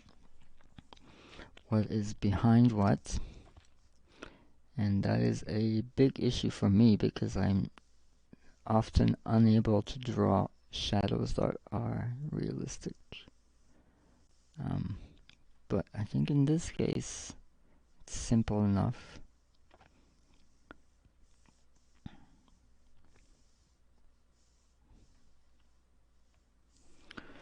and it will help understand a bit. Okay, and the rest of his body, you know what, I think it should be maybe even more pronounced, the shadow. And so I'm just going to use some black, but not at full opacity.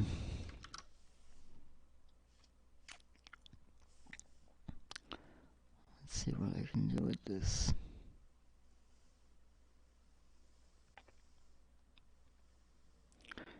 Not drawing very straight lines, but I can fix them later.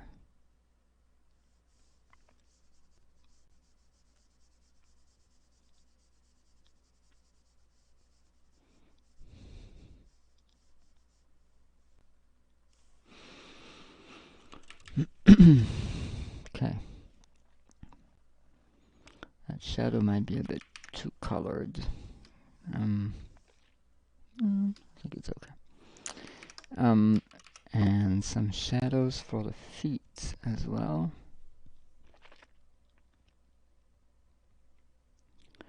How would this work? Shadow will only go onto these yellow parts, so I can select that. Let's see what it would look like.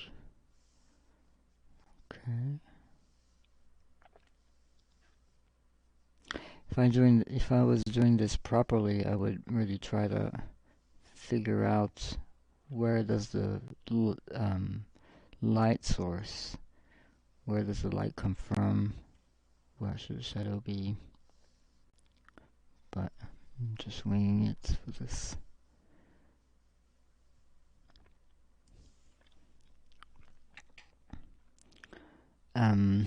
And the other foot is above.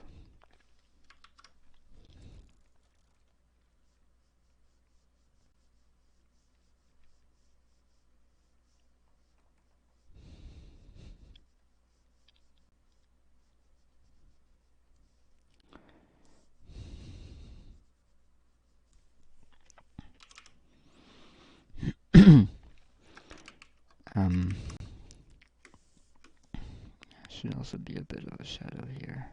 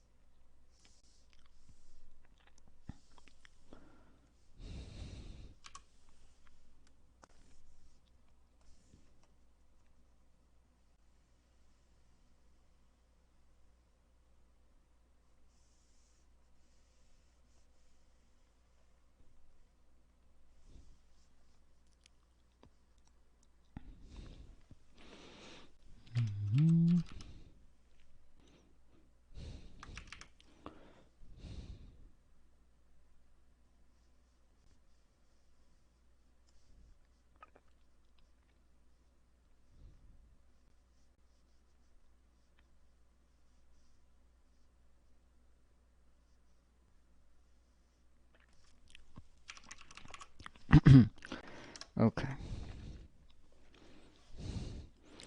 Now I'm going to add some shadows onto the character himself. So on the nose,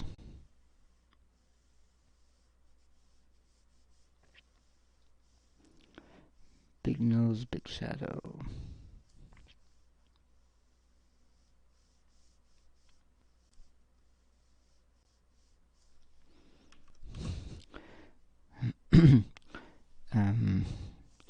And also under the nose.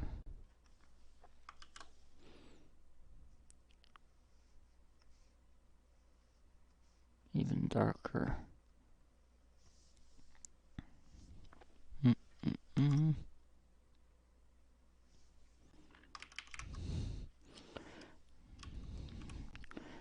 Doing a bit of a sloppy job here.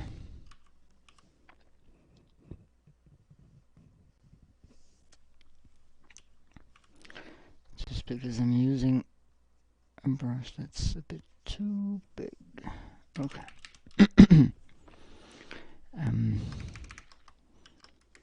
Shadows for the rest of the face.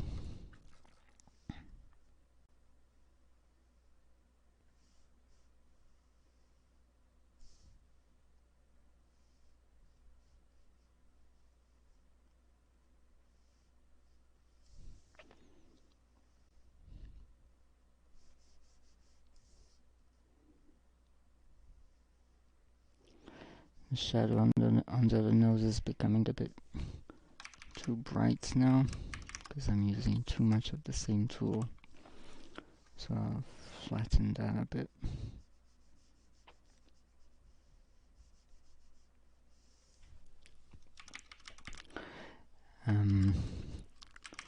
Okay, and then some on the hand.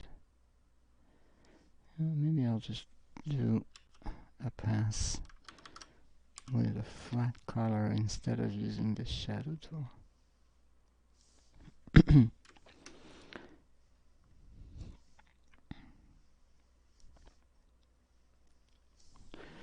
Works a bit better for some colors, especially light colors. And this shadow, it may be a bit too subtle still, so I will use darker.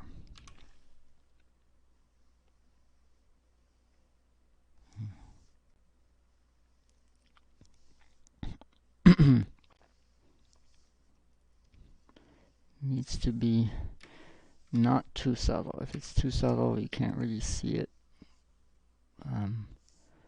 Once you've scaled down the image. Okay, this is when my very limited knowledge of the physics of shadows is hurting me. So I'm not really doing this in a very realistic way.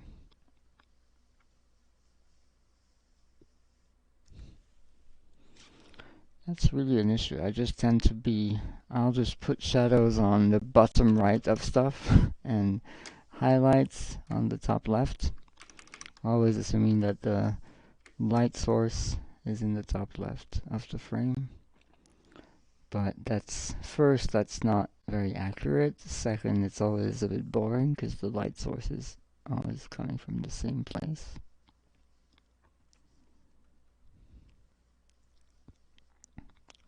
Not always very focused on the artsy part of the drawing, more on what it's trying to say.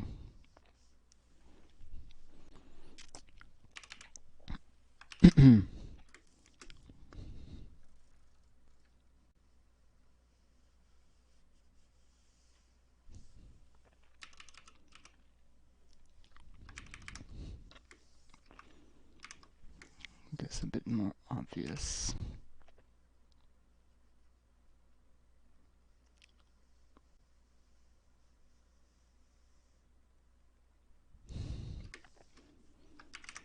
Now this doesn't really look quite right. I think the shadow should stop earlier here. Okay. Some shadow for the hair as well, like so.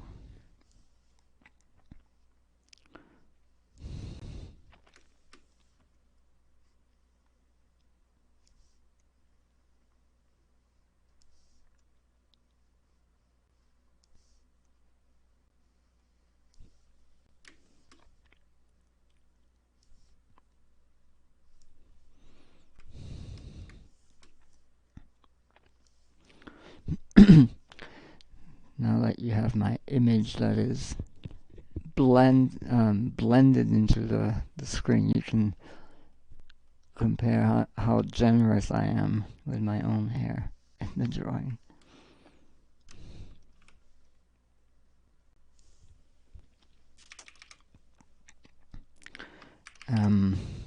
And I'll give it some highlight as well on the back of the head.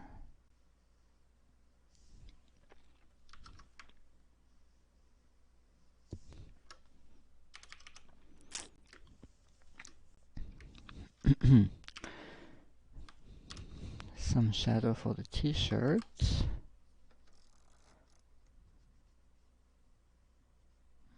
That's a bit too blue, isn't it?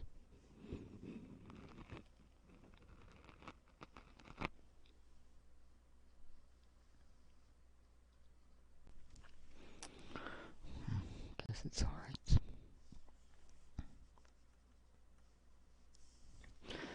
No, that's a very blue shadow. I will make up some shadow myself. It's a bit better.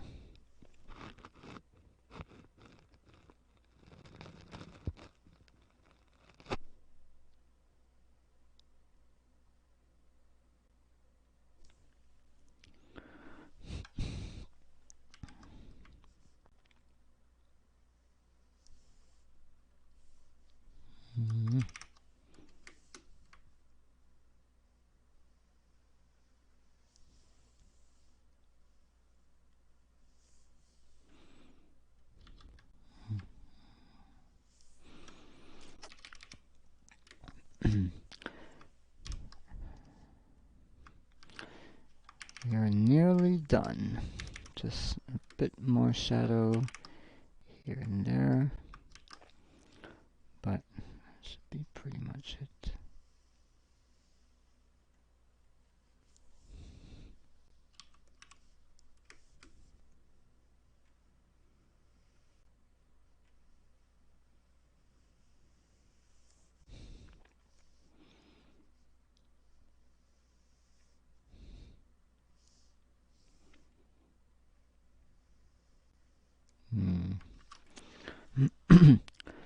Bad shadow knowledge. Let's do it this way.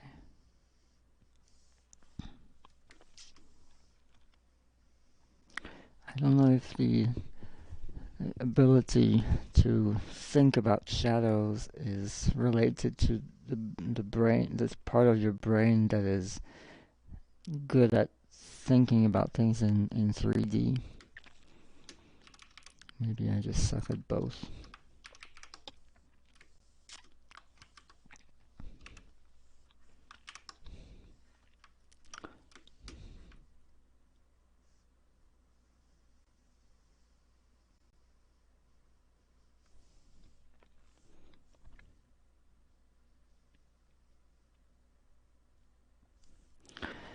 I need to find a very specialized book about how to make shadows in cartoonish drawings. I'm sure there must be some special chapters about this in books about comics or manga or European drawing, but I don't think I've really seen something, or maybe I've read it and just promptly forgot about it. There we go for Ms. Carrot. Okay.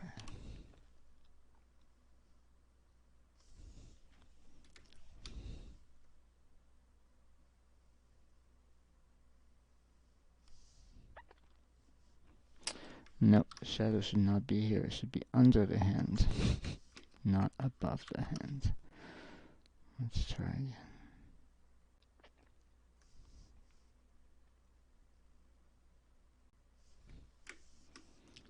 Here.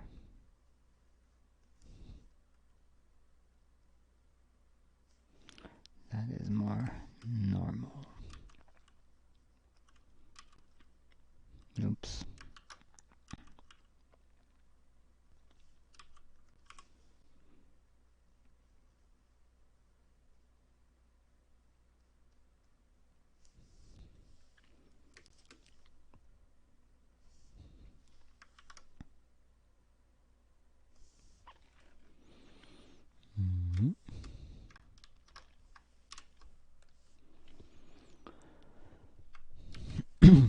So the shadow for this part should, I think, try to mimic the shape of the outside border. It might be a bit too dark. Let's see.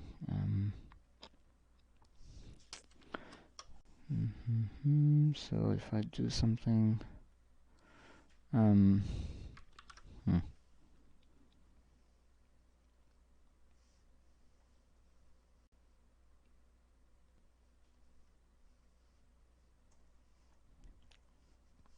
this is natural.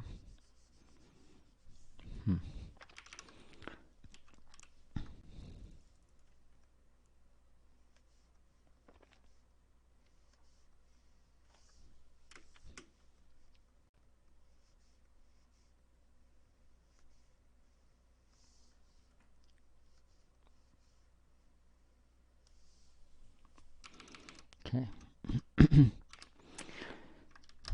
Alright, I'm pretty happy with this particular shadow.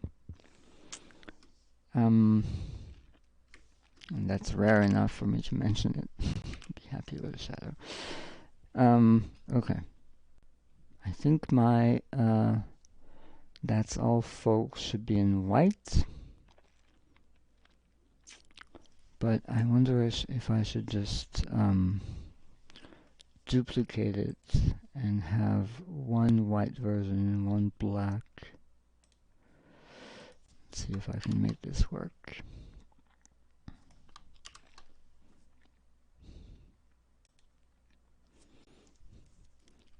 So I'm going to paint this copy completely white.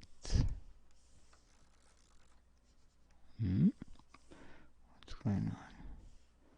Opacity, brush. Why do I not get white?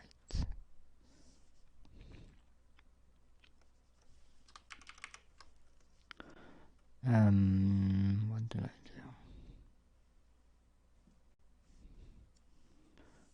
Size, color is white. I'm on the right layer. I must be doing something stupid somewhere. Oh, it's in multiply mode, that's why. Shouldn't be in multiply mode. Right. So if I do this, I can't have... yeah, I need to undo some of my stuff. I can't have the whole layer be white. I'm going to extract these, cut, and paste. Let's see if this can work. So if I hide this one, now only have the letters. So I just need to get rid of the white background here. And I will call this black, and I will duplicate this. And this one is white. Let's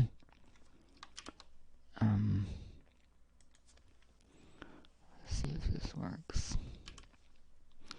Because I can't be using multiply again. I just need to have some sort of an overlay. There might be a smarter way of doing this, but this works.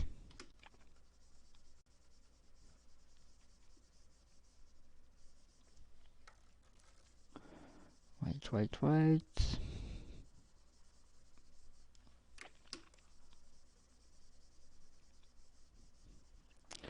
Okay, and now if I just shift this a bit so that some of the black shows through.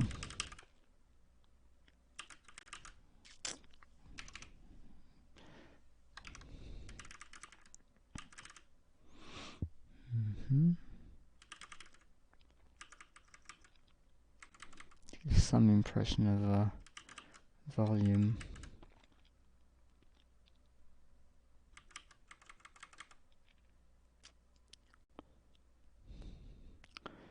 It's hiding the character's head a bit. Maybe I will shift this upwards a bit more, but I think this looks reasonable. Let's see. Why is there something left? Oh, that must be... yeah, I mentioned this earlier, I need to do a better job at coloring everything that's below. So let's see if I can fix this. This is coming from the color layer. Yeah. This is just a leftover of the coloring job.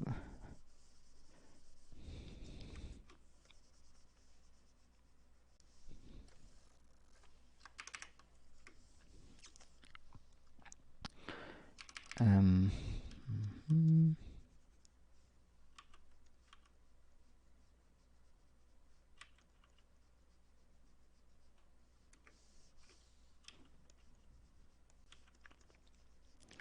Sometimes taking too many shortcuts just hurts me afterwards.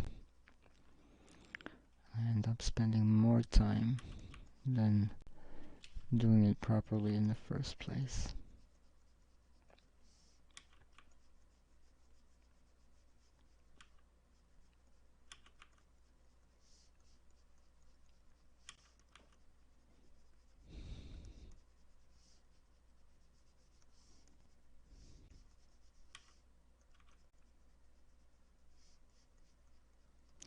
Now I'm just toggling between sample the color and paint. Just sampling the red color and then painting over this dark blue remainder of that title. Just so that it is not noticeable.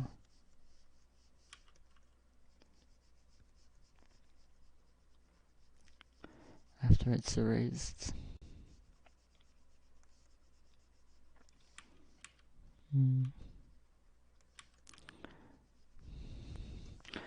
I didn't add any gradient or any texture to this dark turquoise, but should I be doing that? I might try.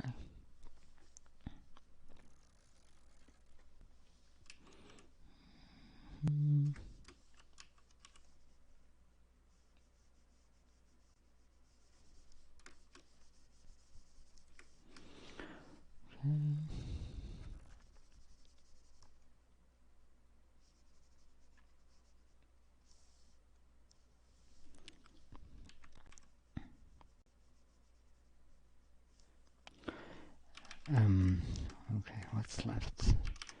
Some more over there.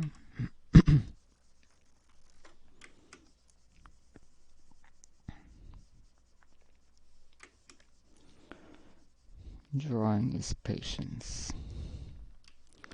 especially when you don't invest time in learning how shadows work, using the proper tools. Just need to compensate with elbow grease.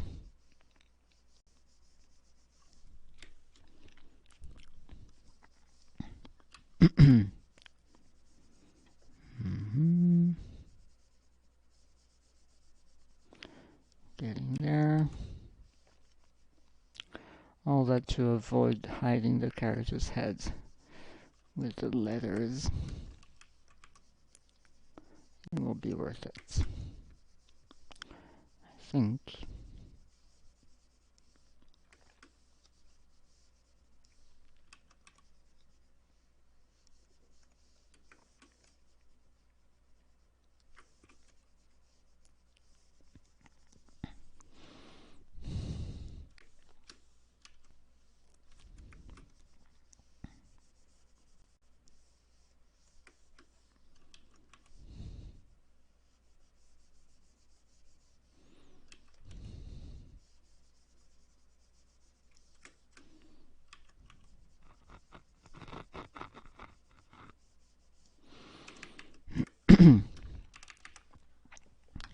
Okay, much cleaner.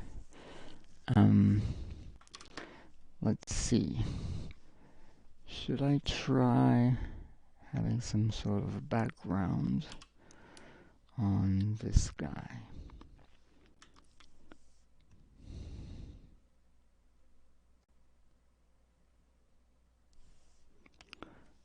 give it a try. Tools, paint tools, gradient. So either a linear gradient.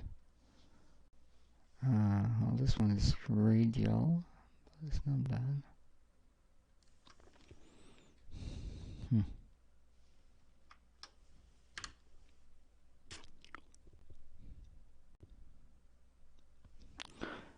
All right, try that.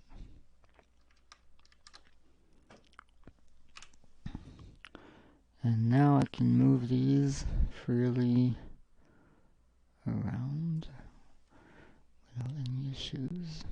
Okay.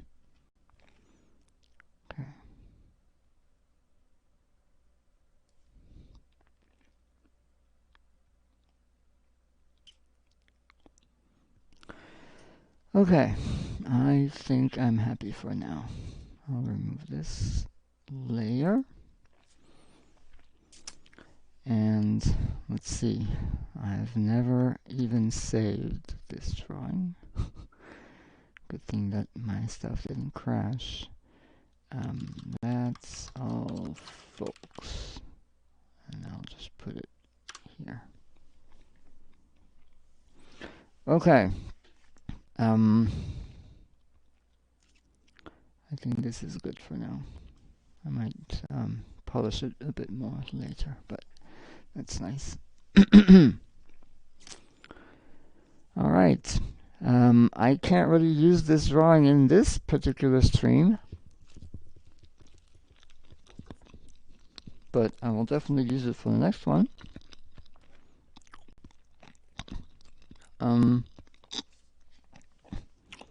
And I should also try to find some music. But that's all for today. Thanks everyone for watching. And excuse me. I don't know yet when I'm going to be streaming next, but it might be tomorrow, might be next week. My pleasure. Thanks, Sridharan. And thank you, Dekala7.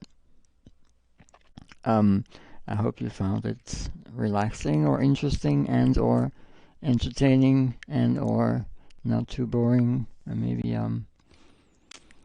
some company when work on your side as well. Alright, that is it, and next time I will have something to show when I close, but for this one I'm just going to use this. Thanks everyone for tuning in, and see you next time. Bye bye.